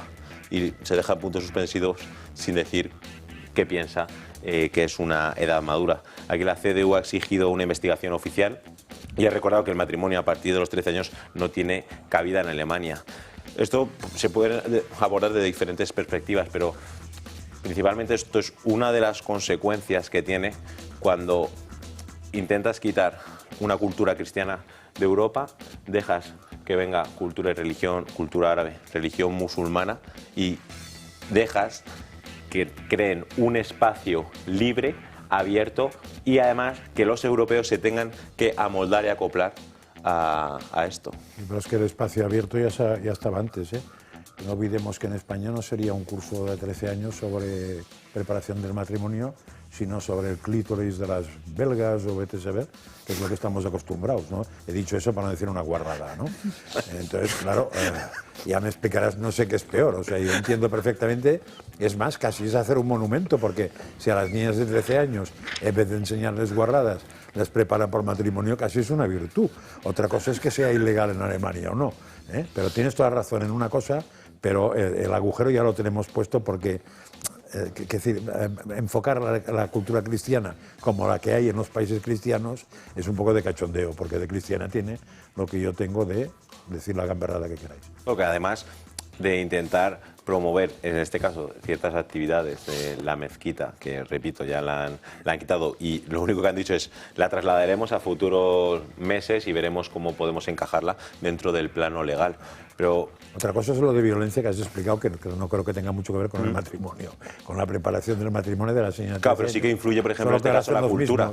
La cultura musulmana. No, ya, pero es que si hablamos de cultura musulmana podríamos también tirar. O sea, yo antes he hecho un alegato filosófico de lo que es el socialismo. Si hacemos el alegato de lo que es el islamismo, es muy fácil, ¿eh? O sea, el islamismo bien cogido acaba, tienes que convertir al creyente, y solo hay dos opciones, o que se convierta o pasarlo por la piedra. Esto es el islamismo, no nos engañemos, ¿eh? Y si alguien no se cree eso, es cuestión de que pregunte a los que han sido pasados, no por la piedra, porque esos no pueden hablar, sino los que han tenido que salir por piernas de los países islámicos. De hecho, hay una frase que no es textual, pero que quiere decirlo, en el Corán está recogida, que los que se casen alcanzarán como la mitad de su fe. En plan, como que es un paso más, pero claro, luego evidentemente son diferentes píldoras a lo que me refiero, que al final como el cristianismo está desapareciendo porque los propios cristianos, porque recordemos, Europa es cristiana, los propios dirigentes, los propios políticos, las propias organizaciones están dejando que se adentren diferentes culturas para intentar convivir, pero se ha demostrado ya que esta convivencia está siendo muy complicada. Bueno, mira lo que está pasando en la CDU. O sea, la CDU, que era el Partido Cristiano-Demócrata, que es lo que significa CDU en Alemania, es cada día más socialdemócrata, el socialdemócrata es cada día más comunista, el comunista cada día es más extra comunista, es decir, con lo cual, claro, es decir, cuando el Partido Cristiano-Demócrata, es decir, deja de ser cristiano, pues que quítate la C, o sea, ¿para qué la vas a llevar? Es decir, no tiene ningún sentido. Pero es que lo que se están perdiendo son fundamentalmente las raíces, los valores, es decir, porque Europa está basada en una serie de valores, una serie de principios que están intentando, es decir, cortarlos por completo. Entonces, claro, es decir, evidentemente, las mezquitas, si no hace más que quitar a las iglesias. Acordaos que cuando se hizo la Constitución Europea, es Europea, en definitiva, si quitarse la Z es mequitas, es decir, ni más ni menos. Es decir, es peligrosísimo lo que está sucediendo. Cuando claro, se hizo la Constitución Europea, pues no pasa nada. No se dejó poner el tema de los valores cristianos en la Constitución Europea. Y por eso hubo mucha gente que ya se puso muy nerviosa con eso. Y no se aceptó, y de hecho esa Constitución no avanzó, pero el texto que se votaba ya excluía perfectamente lo que era las raíces cristianas de Europa. No avanzó porque Francia votó en contra y Países Bajos votó en contra, y por lo tanto no hubo unanimidad. Pero yo no sé si lo votaron por eso o por otra cosa. No lo sé. Por eso no he entrado en detalles, pero que ya en el texto ya no iba eso. Ya lo habían quitado. Y fue una batalla que dio mucha gente para que fuera, ¿eh? Porque Europa no se entiende sin el derecho romano, la civilización griega y el cristianismo. No se entiende. La filosofía griega, derecho romano, esto. En cualquier caso, yo creo que esto es un síntoma más de cómo está la Iglesia en Alemania. El otro día iba el presidente de la Conferencia Episcopal Alemana al Vaticano a saludar al Papa y le dijo, Santo Padre, soy cardenal alemán le dijo, pero ¿de qué iglesia es usted? ¿No? Le dijo en plan de broma al Papa Francisco. Y es verdad lo que decía Gabriel. O sea, es una cesión que han ido haciendo los cristianos en toda Europa, en Alemania especialmente, porque la iglesia en Alemania vive una crisis muy profunda. Pero es una cesión que se ha ido haciendo poco a poco de dar espacios a religiones que son incompatibles con nuestro modo de vivir. Yo he tenido la suerte de vivir en Oriente Medio el año pasado y ves allí el testimonio de los cristianos que viven allí y claro, pues, y luego ves a un cristiano europeo que parece que se ha acomodado en este oasis de libertad que no es normal, que ha sido una anomalía. Entonces, claro, eso responde... O sea, es un síntoma más, yo creo, de la decadencia de una Europa que pierde sus valores, pero que digo, unos valores que no se desparraman, que no se evaporan, que se pierden en personas concretas, en los cristianos europeos que han perdido la virtud de la valentía y desde luego, mucha determinación a defender su fe. Y es una tendencia peligrosa porque cuando pones en el balance las religiones, evidentemente, cuando uno ve que se está sintiendo atacado, que se está sintiendo presionado por otro, a lo mejor, que no parten de la misma base, en este caso, por ejemplo, la cristiana, no se hacen fuertes, sino que va bajando y ese espíritu se está perdiendo mucho. Y ahora mismo habría que poner un poco más de firmeza en este caso, porque ahora impera el buen rollismo, el ser buena persona, pero claro, cuando no se adentra más en los valores que de verdad importan para salir adelante, pues esto es un poco la tendencia que está ocurriendo en Europa. También decíamos al principio del programa que íbamos también a hablar de Valencia, que esto se cumplía un mes y hoy además, Gaby, nos lo traes porque bueno, hay indignación en Valencia porque le faltan todavía esas ayudas económicas que le llevan prometiendo todo este mes. Sí, de hecho están teniendo varios plenos extraordinarios en diferentes municipios que los propios ciudadanos están entrando, como vamos a ver en las imágenes. Ayer fue en Paiporta, que se alargó hasta altas horas de la madrugada, y decir que la alcaldesa, al escuchar todos los testimonios, acabó llorando y se le vieron las lágrimas, que es un poco el reflejo de la situación que están viviendo los valencianos. Vamos a escuchar uno de los momentos en que un valenciano exige la falta de ayudas. Tenéis 30 días con el lodo y el agua. Llamé hace 2 semanas a un técnico del ayuntamiento con los lodos tóxicos. Saqué la contestación, la tengo por escrito. Que no venían nadie. Que lo único que nosotros, como comunidad, nos gastábamos. Ya lo hemos pagado 8.500 euros. Que nos han estafado. Que nos han estafado porque encima ni han venido. Vale. Sí. Por adelantado. Para que vinieran a limpiar los lodos. Y que si acaso, posteriormente, reclamásemos al consorcio. En este caso están exigiendo para la limpieza del barro, los lodos y garajes, que quiero recordar que nosotros estuvimos la semana pasada, y hay muchos garajes que aún ni siquiera se ha entrado para limpiar, y son los propios vecinos los que están entrando con los medios que tienen, que son muy escasos, para intentar salvar esta situación. Entonces, además, estos vecinos lo que exigen es, vale, estas ayudas que se han prometido, ¿cuándo nos van a llegar? Claro. Porque quiero recordar una cosa, cuando estuvimos en Catarroja, pudimos hablar con varios ciudadanos, nos decían, yo les preguntaba oye, ¿habéis recibido ya ayudas? ¿Cómo hay cierta información? Y dice, vale, es que primero me tengo que trasladar a Valencia, hacer una cola de horas para ser atendido, y en muchos casos no llegan ni a atenderles, y luego ya empezamos a formalizar un poco cómo es el planteamiento. Entonces, aquí en este caso son la falta de ayuda económicas, y sobre todo exigen en Paiporta ayer a Maribel Albarat, sobre todo le decían que falta de planes, no tiene ningún plan, ninguna solución, simplemente se escucha, de los medios de comunicación se hacen eco de estas ayudas por parte de los gobernantes y dirigentes, pero el sentimiento que impera en los valencianos es un sentimiento de abandono completo, que si no es por ellos mismos no van a poder salir. Y además, ahora se han reabierto diferentes centros educativos y también están exigiendo, oye, ¿cómo tenemos más de 4.000 alumnos que... Oye, ante situaciones catastróficas, soluciones. Vamos a plantear, pero que estén no solo sobre la mesa, sino que ese sobre la mesa se lleven a cabo y se lleve a buen puerto, porque muchos menores siguen aún en sus casas. Y claro, y vamos a ver además, porque cuando se está hablando de las donaciones, Cruz Roja ha recaudado 84 millones de euros, que son 48 de particulares, 35 de empresas y 1 de la Administración del Estado, y cuando vemos que Cáritas también más de 40 millones, cuando hay donaciones particulares de la Fundación de Amancio Ortega, que salió también en el pleno del de Paiporta exigiendo, oye, salió que la Fundación Amancio Ortega iba a donar 100 millones de euros, ¿dónde está ese dinero? Porque al final son los propios ciudadanos, los afectados, que ellos no están viendo esas ayudas que están llegando.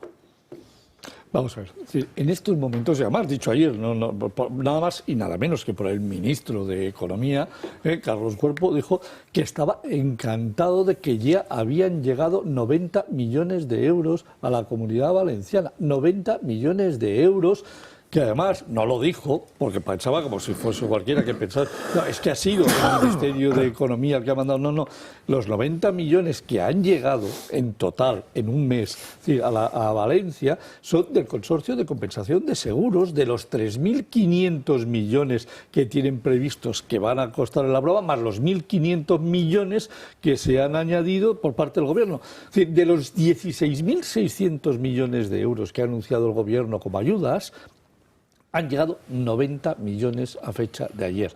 No sé si hoy habrán llegado 91, 92 o 93, no tengo ni idea.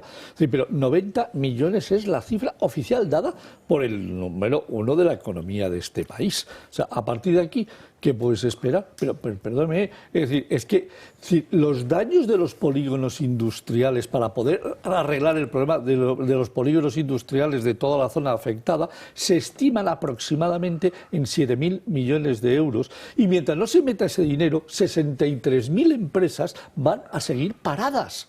63.000 empresas es una auténtica barbaridad. Estamos hablando de más del 25 al 30% de las empresas, es decir, de la provincia de Valencia. Esto es una salvajada. Esto es una barbaridad. A eso añádele los pueblos, es decir, de todos los 70 y tantos municipios afectados. Pero bueno, es que, ¿cómo es posible que al día de hoy todo un gobierno no haya sido capaz de movilizar nada más que 90 millones de euros? Porque no quiere.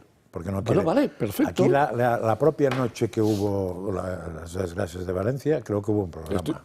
Creo que hubo un programa que me avisaron para que viniera. Sí. Y unos datos que saqué para que todo el mundo tuviera la alerta es que hacía un mes y medio, que se había pagado, en teoría, el finiquito sobre el terremoto de Lorca, que había sido el año 11.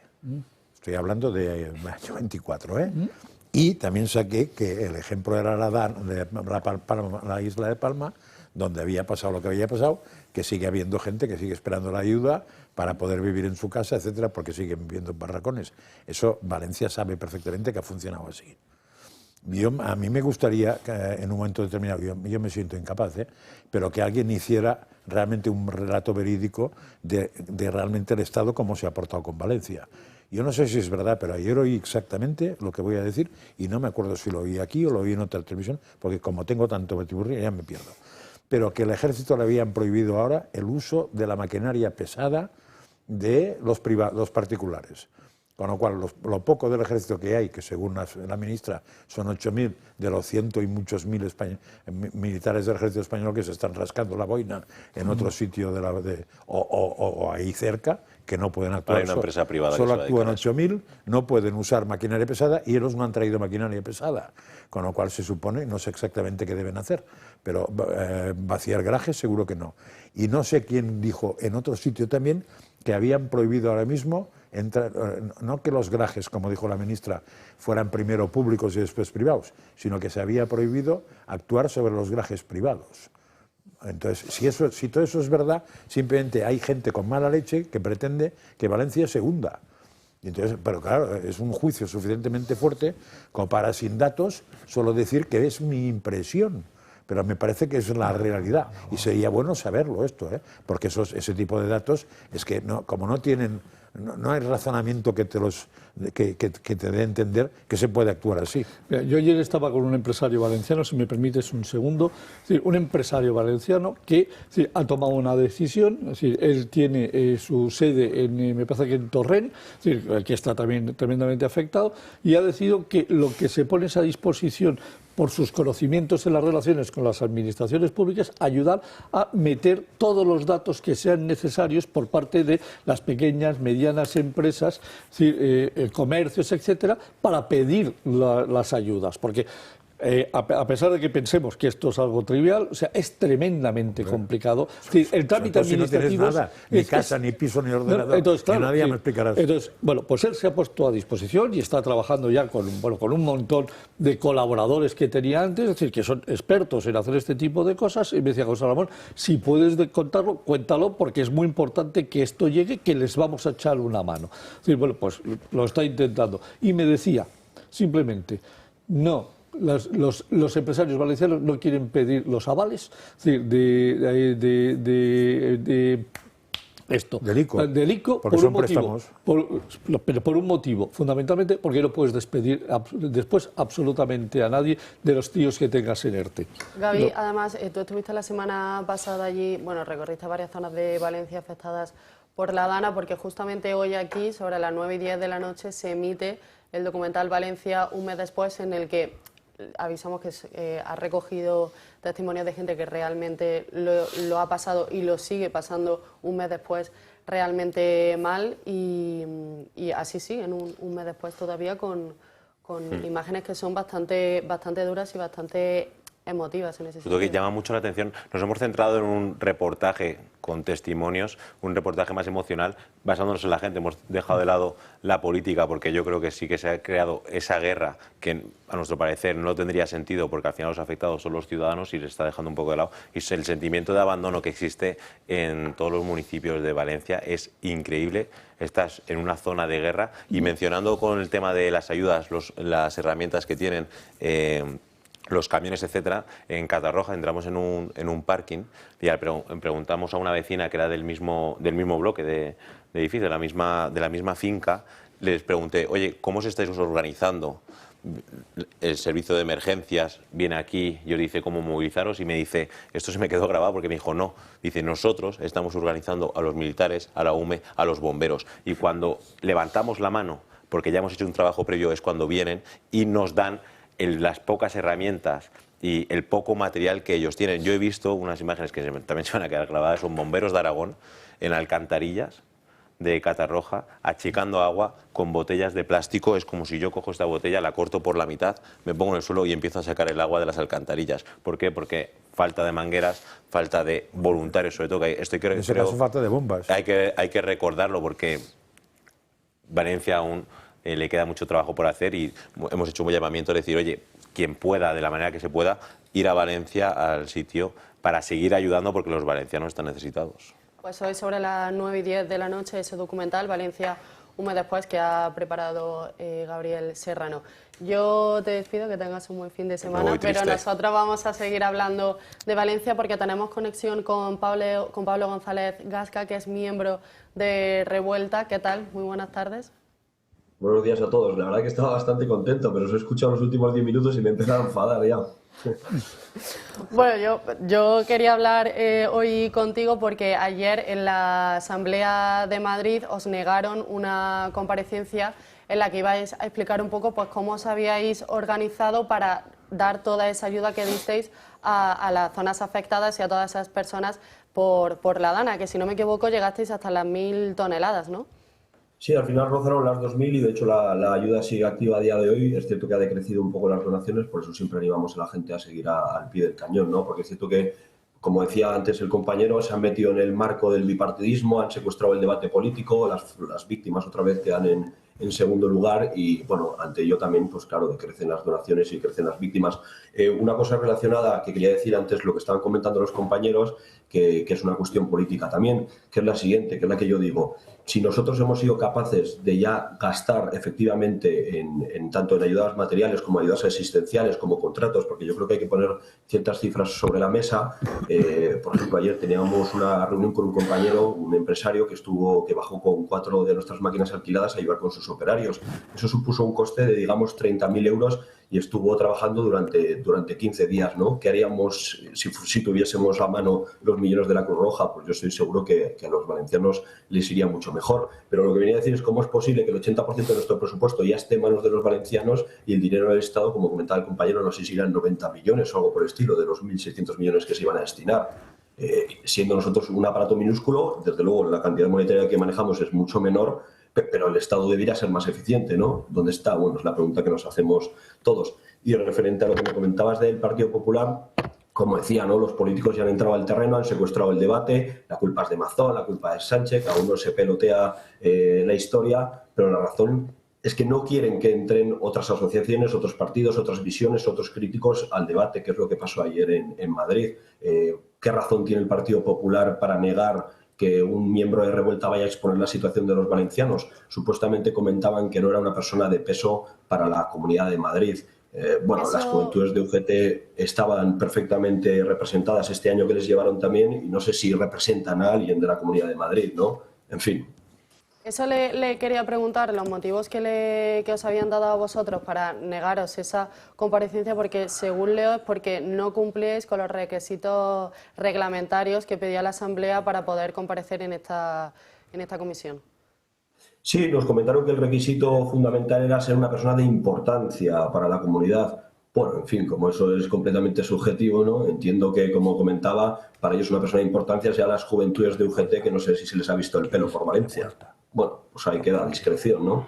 Nos sorprende desde luego que, como siempre, que parece que estos vetos provienen muchas veces más que por parte de la izquierda, sino de la considerada derecha sociológica.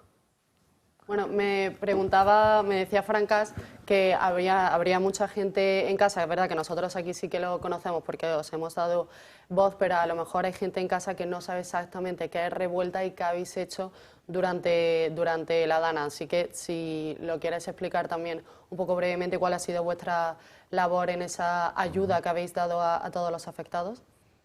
Pues, por supuesto, en principio somos una asociación que dividió en grupo de amigos, por supuesto, porque consideramos que es lo esencial, y tenemos, por supuesto, nuestras ideas políticas, pero en el momento que ocurrió la tragedia, el primer día a las 7 de la mañana nos organizamos, encontramos un pequeño local y dijimos, oye, vamos a iniciar la recogida de alimentos. El caso de la situación por responsabilidad sobrevenida, en cuanto que el Estado no apareció, otras asociaciones parece que se acobardaron en la ayuda, fue creciendo la bola, acabamos teniendo 4 naves industriales activas en Arganda del Rey, enviamos, gracias a Dios la gente se volcó muchísimo, independientemente de ideologías, prácticas, etcétera, etcétera.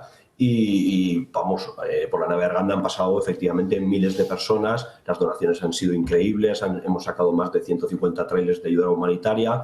Es cierto que empezamos a recoger donaciones porque los vecinos nos trasladaban, como bien comentabais anteriormente, que se necesitaba maquinaria pesada. Llevamos en los garajes prácticamente desde la primera semana y parece eso que el gobierno sigue sin querer entrar, ¿no? El otro día no sé si subieron un vídeo que hicieron la primera entrada y empezaron a denunciar las problemáticas y las necesidades que llevábamos ya denunciando 3 semanas. Pues es todo como un poco ridículo, en fin. Le pregunta Pablo Mariñoso. ¿Qué tal, Pablo? Te quería preguntar, porque bueno, hemos coincidido allí en Silla y en algún sitio de estos pueblos. Es interesante porque Paiporta, Catarroja, Picaña, Benetúser son pueblos donde el PSOE con Compromís tienen mayoría absoluta en todos los pueblos. Y a veces da la sensación de que los valencianos que se están hundiendo son todos de derechas y de la extrema derecha, dice el gobierno, ¿no? Y Revuelta ha ido a ayudar a gente desinteresadamente, lo acabas de decir, ¿no? Sin importar la ideología, ¿no? Y sin embargo hemos visto cómo se le ha adjudicado a Revuelta esa casi etiqueta de extrema derecha, de estos vienen a ayudar ideológicamente y hombre, si sois de extrema derecha, es una extrema derecha muy tonta porque habéis estado ayudando a valencianos que casi todos han votado al PSOE, porque esos pueblos tienen mayoría absoluta. Entonces, ¿qué dices frente a estas acusaciones, ¿no? Y también yo quiero destacar la solidaridad de Revuelta, que es que no ha mirado la ideología de nadie y habéis estado ayudando ahí al pie del cañón, ¿no? Entonces, ¿qué dices frente a estas acusaciones? Pues 2 cosas. Una, que efectivamente, no sé si extrema derecha, pero sí que quiero introducir el concepto que es prepolítico, que es el de patriotismo, que evidentemente la gente que ha ido a ayudar, sea de izquierdas o derechas, son autoconsideradas patriotas. ¿Por qué? Porque estaban prevenidos, estaban preparados. En el momento que surge la gran tragedia de la Dana, los primeros que cogen la pala son los patriotas. ¿Pero por qué? Porque creen en su pueblo, creen en la defensa de su propio pueblo, ¿no? ¿Qué ocurre con la izquierda? Que está con la izquierda antipatriota, que está con sus cálculos políticos. Oye, ahora no acudimos porque parece que han acudido unos chicos con la bandera de España. Ponía un ejemplo el otro día, que es el único problema que yo he tenido de marcaje ideológico, que fui a entregar unas comidas a Cáritas y había un chico en la puerta y de repente me ve la bandera de España y dice, oye, ¿tú qué eres? Guardia Civil. Y le digo, no, me la han prestado la camiseta, intentando como un poco evadir el debate, ¿no? Y me dice, sí, ya, tal. Y le pregunta al de segunda fila, ¿no? Y le dice, ¿y tú qué eres? Y dice, no, yo no soy como este, yo soy republicano, dice, no sé qué. Dice, vale, tú pasa. Es el único conflicto ideológico que me he encontrado allí, pero porque son personas que están ante la política. Primero para la política y lo segundo está su pueblo, como podemos ver. Pues, Pablo, de hecho, muchísimas... me gustaría añadir que la criminalización de toda la ayuda ha supuesto menos ayuda para los valencianos, porque el otro día Risto Mejide en su programa le oía decir los bulos de la extrema derecha que han condicionado que la gente no ayude, ¿no? Lo que ha condicionado que no ayude es la gente que ha señalado a la gente que estaba ayudando y que ha hecho que gente en sus casas dejase de donar, enviar alimentos, etcétera, etcétera, por la condición supuesta o supuestamente condición ideológica de aquellos que ayudaban. Pues Pablo, muchísimas gracias por atendernos y sobre todo también gracias por esa labor que habéis hecho y que seguís haciendo allí en esas zonas afectadas por la Dana. Gracias a vosotros por informar. Y antes de irnos a publicidad vamos a seguir comentando esto de la Dana, pero antes ya conocemos esos mensajes del volcado del móvil de Juan Lobato con Sánchez Acera, ahí lo están viendo. Pilar Sánchez Acera le pasó ese correo a Juan Lobato diciéndole cuidado con los datos personales, la imagen con la carta es potente, llega porque la tienen los medios, puedes estar respaldado, la tienes en la retaguardia. Juan Lobato, sabemos también que le dijo que no sabía de dónde había salido esa carta, le dijo, pero se ha publicado en algún sitio, esta carta no tiene fecha, ¿cómo la tenemos? ¿Se ha publicado en algún sitio? Insistió en si ya había medios de comunicación que publicaban esa carta sobre el caso de revelación de secretos de la pareja de Isabel Díaz Ayuso. Reacciones también vamos conociendo durante toda esta mañana. El Partido Popular de Madrid espera que Juan Lobato haya declarado la verdad y que se desenmascare, dicen, a quien use instituciones para atacar al rival político como podría ser Isabel Díaz Ayuso. También han pedido la dimisión de Pedro Sánchez. Dice que esto es un caso más de corrupción en la Moncloa y que se tiene que ir precisamente por eso, por corrupción. Le llaman corrupto directamente al presidente del Gobierno. Así que ya conocemos parte de ese volcado del móvil de Juan Lobato y el titular básicamente es eso, que le pasaron la carta y Juan Lobato preguntó que de dónde la habían sacado porque no aparecía todavía en ese momento en ningún medio de comunicación como dijeron que fue. Nosotros nos vamos a una breve pausa de publicidad, la última del día, y a la vuelta seguiremos comentando, por supuesto, la Dana de Valencia, este caso sobre Juan Lobato. En las últimas horas estaremos muy pendientes y también tenemos que tratar economía con Ramón Riera también sobre la Dana y pues sociedad internacional y, por supuesto, Begoña Gómez también. Ya estamos de vuelta en Dando Caña a las 1:30 de la tarde y José Ramón Riera, que nos trae también sus datos, esta vez centrados en cómo ha impactado la Dana también en Valencia. Sí, vamos a ver. Es decir, ¿por qué he preparado esto? Lo primero es porque el otro día, es decir, antes de ayer, me parece que fue, el ministro de Economía dijo que, bueno, que estaba todo yendo magníficamente bien en Valencia y que además, de acuerdo con un informe que tenía del Banco de España, la economía española solo se iba a ver aproximadamente afectada entre un 0,1 y un 0,2% en su PIB. Bien, vamos a poner las cosas en contexto porque si no es muy difícil que bueno, pues sepamos realmente lo que va a pasar o lo que puede pasar en función de una serie de hipótesis. Lo primero que quiero explicar es ¿cuál es el PIB que tenemos estimado en estos momentos por el Ministerio de Economía y que le hemos mandado a Bruselas con respecto al PIB de España? Y lo tenéis ahí en la pantalla, es 1.586.499 millones que ha sido enviado oficialmente el 15 de octubre en la segunda comunicación de déficit y de deuda a la Comisión Europea, a Bruselas. En base a ese PIB y de acuerdo a los crecimientos, como el último dato del PIB de la Comunidad Valenciana es del 2022, yo he hecho una estimación con los crecimientos que se han producido a lo largo del 2023 y el estimado de 2024 y me sale que el PIB de la Comunidad Valenciana va a ser aproximadamente unos 150.000 millones de euros y el de la provincia de Valencia de 79.600 millones de euros. Ya podemos ver que la Comunidad Valenciana es ligeramente está por debajo del 10% del PIB de España, y Valencia en sí está en un 53% del PIB de la Comunidad Valenciana.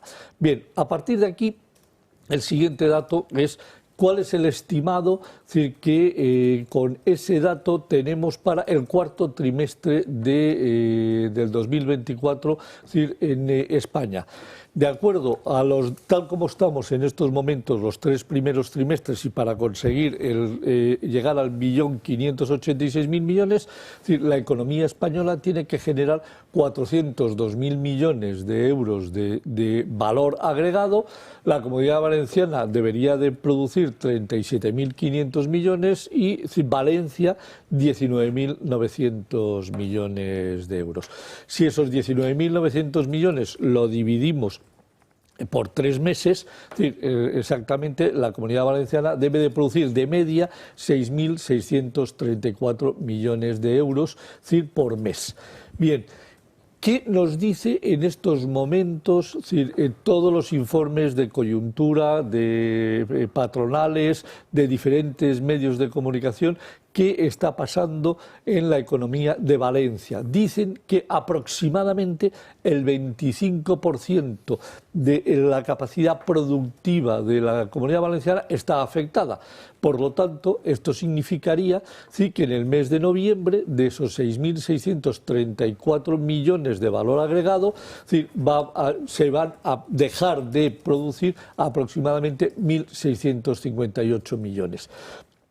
Como no ha recibido ninguna ayuda, he calculado los 1.658 como efecto total. Como dice el Gobierno que va a llegar muchos cientos de millones, muchos miles de millones de euros de ayuda, es decir, he hablado con varios empresarios y con varias asociaciones y me dicen que, hombre, si llegase el dinero, la afectación para el mes de diciembre debería de bajar del 25 a un 15. Yo no me lo creo, yo creo que va a ser más alta, pero para ser conservadores, vamos a haber calculado un 15%, lo cual significaría que dejaríamos de añadir 995 millones de euros al valor agregado de la provincia de Valencia, con lo cual entre noviembre y diciembre tendríamos una afectación de 2.653 millones de euros. ¿Cómo? En el tercer trimestre de la economía española produjo 399.000 millones y hemos visto que estamos estimando que la economía española tendría que producir 402.000 millones, la diferencia entre el PIB del cuarto trimestre y del tercer trimestre es de 2.956 millones. Por lo tanto, si la economía valenciana se ve afectada en 2.653, sobre los 2.956 de posible crecimiento, se está comiendo el 90% del crecimiento de la economía nacional. Es decir, lo que le está pegando es un golpe al 90% del crecimiento de la economía nacional. Le está pegando un golpe del 13,3% a la economía valenciana y del 7,1% a la de la Comunidad Valenciana. Como sabemos que además el PIB estimado de crecimiento en términos nominales es un 0,7% para el último trimestre del año, si le está afectando al 90%, lo que quiere decir es que vamos a crecer solo un 0,1% en términos corrientes, es decir, en términos nominales, es decir, incluyendo la inflación. En el momento en que quitemos la inflación sobre ese 0,1 estaríamos en un decrecimiento del PIB. Por lo tanto, es absolutamente falso, señor Cuerpo, que esto vaya a afectar a la economía española en 1/10 o en 2/10 del crecimiento del PIB, porque le va a afectar en más de 6 décimas e incluso puede que sea en 7 décimas o incluso más todavía.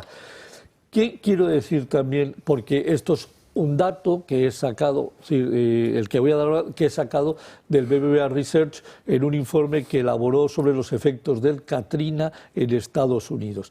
El Katrina, que se centró en la zona de Nueva Orleans, produjo en un trimestre, en ese trimestre en que se produjo el Katrina, una caída del PIB del trimestre de los Estados Unidos del 0,5%, pensando que, primero, la región en donde se encuentra Nueva Orleans es mucho menos importante que la región donde se encuentra, es decir, la Comunidad de Valencia, es decir, que pesa un 10%, ni mucho menos el estado donde está Nueva Orleans pesa más allá del 2%, pensando que la economía americana es 16 veces más grande que la economía española, lo que tenemos es que el efecto Dana no es 16 veces menos que el efecto Katrina, con lo cual quiere decir que en España vamos a sufrir un efecto sobre el Producto Interior Bruto, y esto, si yo lo puedo calcular con mi PC, que es este que tengo en estos momentos aquí,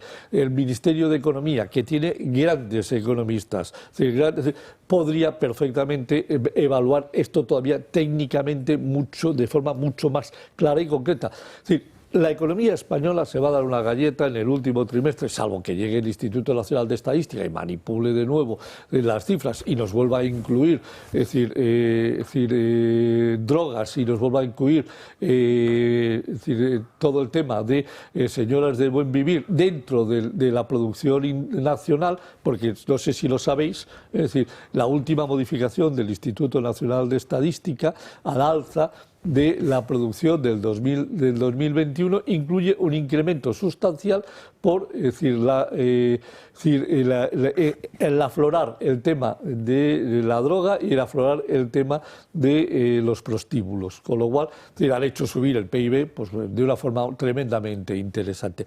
Quitando esos efectos que los puede hacer en cualquier momento de nuevo el Instituto Nacional de Estadística, la realidad es que la economía española va a sufrir un crecimiento prácticamente cero, es decir, en el último trimestre del año, cuando el estimado del crecimiento era de un 0,7% para cerrar el ejercicio, y por lo tanto, en lugar de ir a crecer, como estaba diciendo el gobierno, que creceríamos un 3,4%, vamos a crecer en términos reales por debajo del 2,2%. ¿Y esto solo un mes después de ese? Esto solo 2 meses, o sea, considerando el mes de noviembre y el mes de diciembre, pero con mejoras sustanciales que yo personalmente hoy no me las creo. No me las creo. ¿Y el futuro, en enero, febrero y marzo, el trimestre que viene?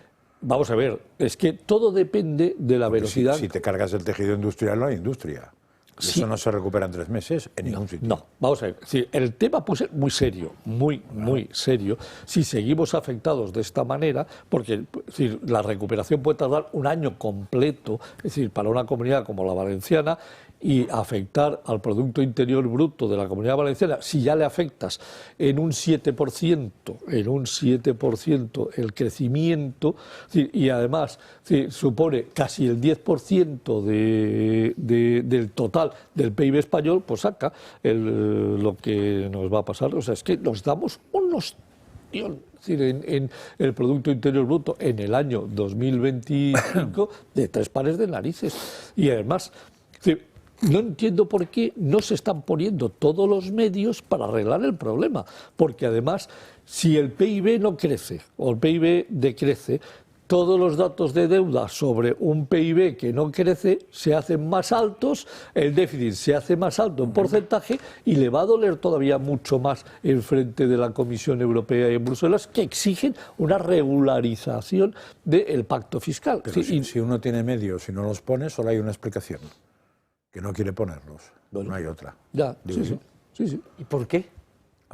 Eso ya sería una elucubración. ¿El por qué? Muy sencillo. Yo tengo clarísimo. Hay un gran tema. Esta es la coyuntura para cargarte al Partido Popular. Esto es un tema político. Me cargo al Partido Popular. Eso es una elucubración posible, muy posible. Vamos, yo lo tengo clarísimo. Imagínate que eso pasa en Madrid. Pues es perfecto.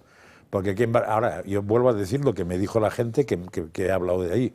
Lo va a pagar el PP, lo va a pagar el PSOE y lo va a pagar Compromís. Porque no les han visto arremangarse trabajando en los pueblos que realmente ha pasado. No los alcaldes, que podrán ser del signo que sea y estarán ahí. Pero la Generalitat va a pegar una caída y el gobierno central va a perder votos. Es que además de lo que estamos... Perdón. Te doy paso yo en un segundo, pero para continuar con el tema de la Dana, los que siguen bueno, pues ensuciándose, intentando limpiar ese desastre que ocasionó la riada. Siguen siendo esos vecinos de los pueblos afectados. Muchos de ellos siguen a día de hoy intentando limpiar sus garajes. Incluso hay algunos que dicen que el daño no es tanto material, sino ya psicológico. Además. Entonces yo no tengo esperanza de cuándo nos van a retirar los coches, cuándo nos van a retirar los lodos. Están cayendo aguas fecales, no han cortado el agua, porque dicen que es peligro y que no entremos nosotros. Entonces, ¿qué situación, qué salida la que nos van a dar a partir de ahora? Y nada más que digo eso, lo estamos pasando fatal y abandonados y vamos, y con muy pocos medios y nadie se ve que tiene voluntad. Y a partir de ahora parece que está pasando la noticia y nos sentimos ya abandonados. La situación, la verdad, es que está yendo lenta. Está yendo lenta porque los medios son precarios. No hay medios para ser los pueblos que somos afectados. El Ministerio, la verdad, que ha enviado pocos medios. El domingo hicieron una contrata con empresas privadas para poder actuar en la zona, pero tenían que haber empezado el lunes, han empezado hoy. Nos encontramos con situaciones muy complejas. Por un lado, de estrés postraumático de personas que han sido o han experimentado esas situaciones de forma muy directa, y eso le genera precisamente sintomatología muy compleja, flashbacks, pesadillas, problemas digestivos, cefaleas o migrañas. Y luego también dentro de ese estrés postraumático hay personas que ya simplemente escuchando el sonido de la lluvia ya entran precisamente en ese terror, ¿no? En ese terror que es totalmente lícito y natural. Tenemos que decir que esto es una reacción natural. Entonces, personas implicadas de forma directa arrastran sintomatología de estrés postraumático y también sintomatología depresiva. Esto es un problema muy grave que hay que tratar también, no solo ahora, sino durante todos estos meses. Pero también es verdad que aquí en Dando Caña hemos tratado mucho a esos niños que seguían sin poder ir al colegio. Y sí que es verdad que en estos últimos días nos hemos encontrado con la bonita imagen de los niños volviendo al colegio, a sus escuelas y viendo también a sus amigos. Pues los pequeñajos muy ilusionados, con mucha ilusión, la verdad, porque estaban en casa como encerrados, como animalillos, pero ahora pues, con sus amiguitos, los profesores, es que es lo que necesitan realmente ellos. Muy aburridos, todo el día con la tablet, con el móvil, era necesario ya. Tengo nietos también fuera de aquí, entonces veo la diferencia también que hay entre los adelantados que están en un lado y ellos los pobres aquí pues pasando las que han pasado. Pablo.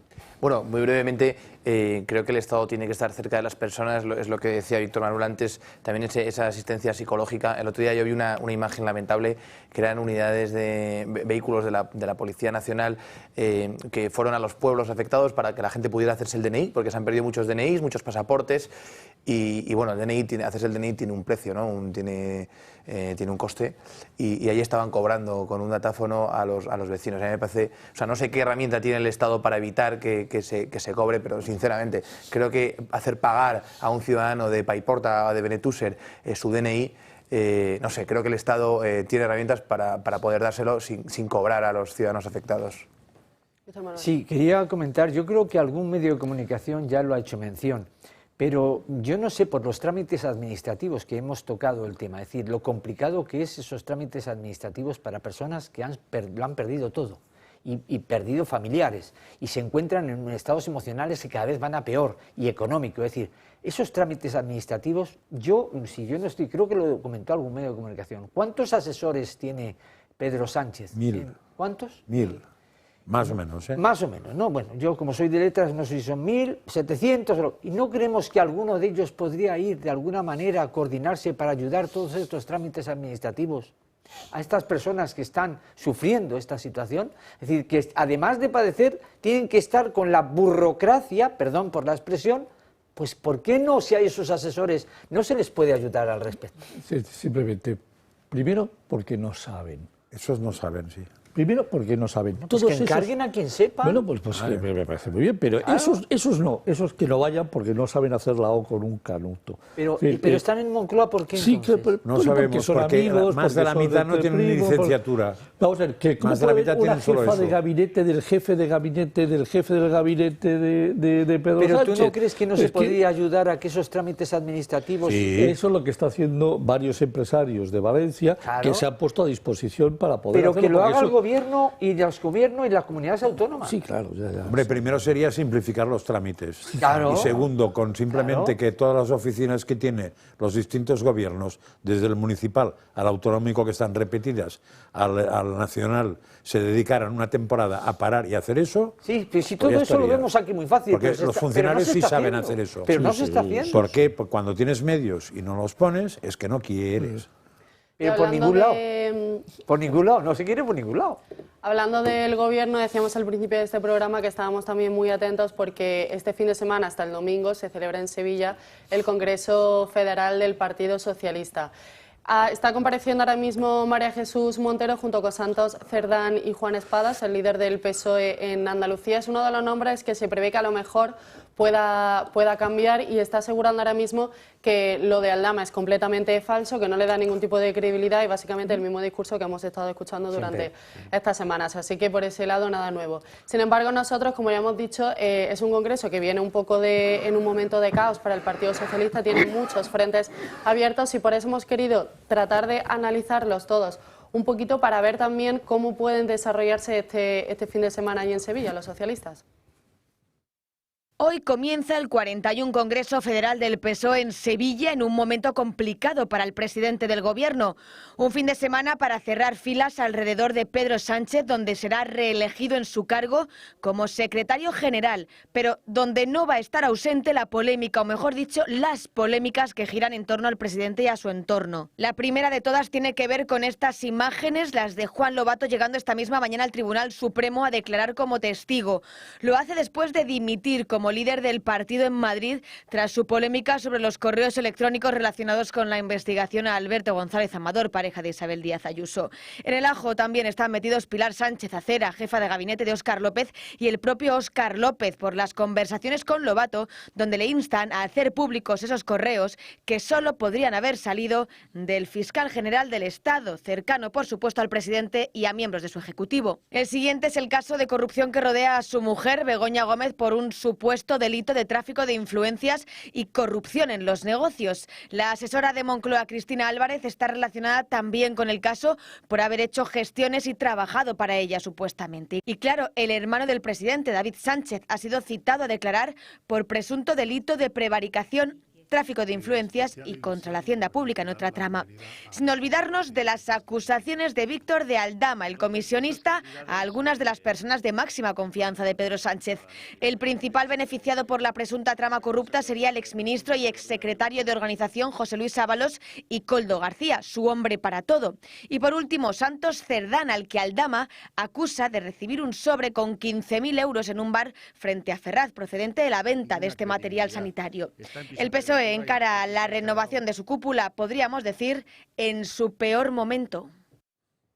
Sigue María Jesús Montero en esa rueda de prensa con Cerdán y con Espadas, y acaba de decir que máxima tranquilidad en el Gobierno de España y que los procesos judiciales sigan su curso, pero el mensaje ese, que están todos tranquilos y que ninguna credibilidad le dan tampoco a Víctor de Aldama. Vamos a seguir muy pendientes también durante este fin de semana. El lunes comentaremos todo lo que ocurra en ese Congreso Federal del Partido Socialista, pero nos quedan 8 minutos de programa y ya con nosotros también está Sandro Meco.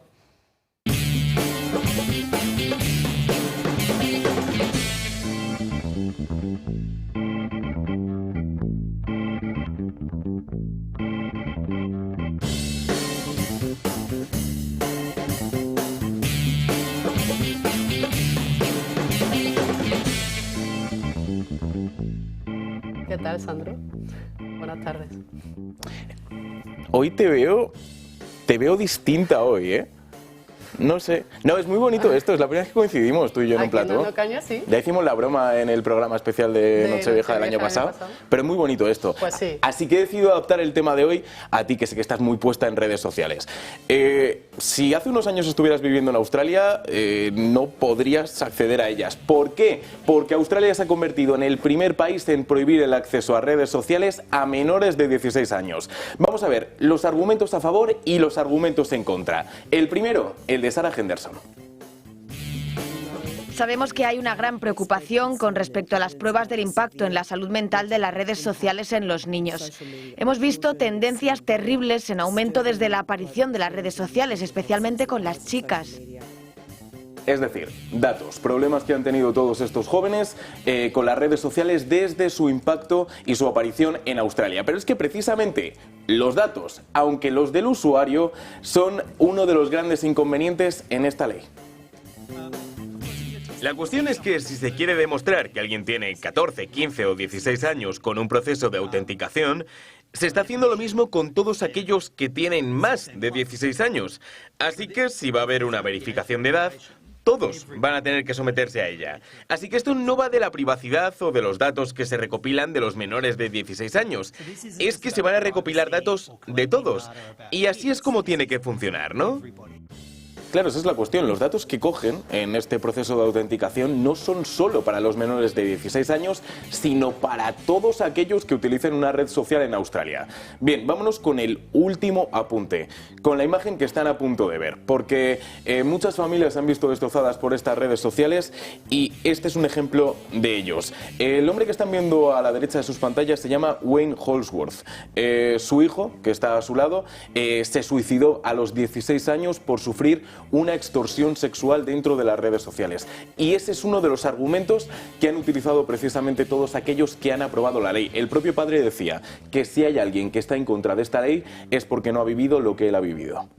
Claro, siempre las excepciones son como se aprovecha para cortar la libertad, siempre se corta a través de excepciones. Justo. Coges la excepción más rara, pones a todo el mundo a llorar cuando la explicas, porque realmente es una excepción rarísima, el pobre hombre que le ha pasado, que no sé qué, universalizas eso y ya la has cagado. Efectivamente. Sí, sin entender que precisamente todo esto al final se puede solucionar con educación. Es decir, si al final lo que haces es educar a la gente para evitar que casos como estos sucedan, pues creo que no tienes que renunciar a la libertad que te pueden ofrecer en este caso las redes sociales, independientemente de la edad. Siempre con moderación. No, por supuesto, claro que sí. Como todo en la vida. Sí, efectivamente. Pero con esto vas a evitar el bullying en la escuela, con esto vas a evitar... Es que ahí está la duda, de realmente si esto va a funcionar o no. Yo creo que es más nada la educación que cada persona reciba tanto en casa como en colegio, como prohibir cosas, porque al final puedes prohibir mucho, pero si no educas a la persona de poco te va a servir. Pues muchas gracias, Sandra. A ti. Encantada de estar contigo hoy aquí por primera vez. Y yo hoy me quiero, bueno, antes de despedirnos y de terminar el programa, no nos ha dado mucho tiempo a comentar el caso de Begoña Gómez, pero sí que Riera lo decía al principio del programa que estaba utilizando, lo ha publicado esta mañana OK Diario, estaba utilizando un correo como si fuese de la propia presidencia del gobierno. Ahí lo ven, begomez@presidencia.gov.es. Es la primera vez, porque no es nada normal, que la mujer de un presidente del gobierno pues utilice tanto un correo como de presidencia como si trabajase en Moncloa. Hay que recordar que aquí en España no existe esa figura de primera dama, con lo cual es algo irregular, que llaman bastante la atención y la que en algún momento digo yo que tendrán también que dar explicaciones sobre este caso.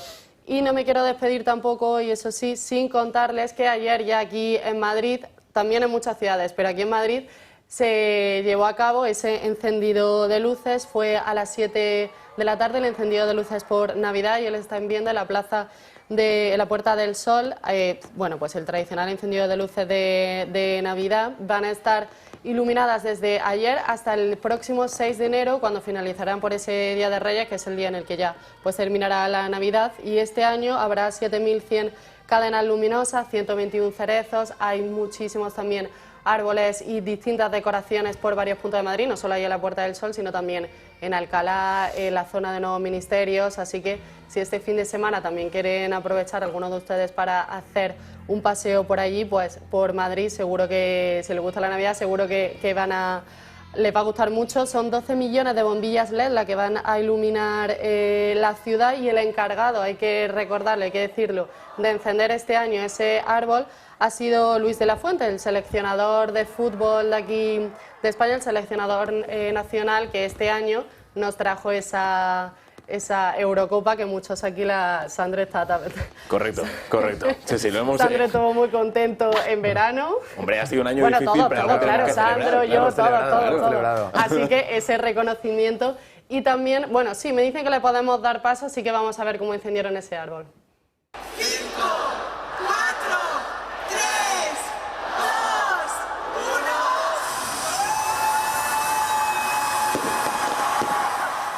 Sí que me gustaría decir que empezó el acto con un coro de niños cantando el himno de Valencia en memoria de todas las víctimas y de los fallecidos de Sadana, así que bueno, un detalle muy bonito. Nosotros nos despedimos por hoy, ya el lunes que viene ya con Alba Vila analizaremos todo lo que ocurra este fin de semana en el Congreso Federal del Partido Socialista. Tienen también nuestras redes sociales para seguir al tanto de toda la actualidad política nacional, y esta tarde la reacción abierta con Xavier Horcajón. Nosotros nos vamos hasta el lunes, así que nada, que pasen un feliz fin de semana.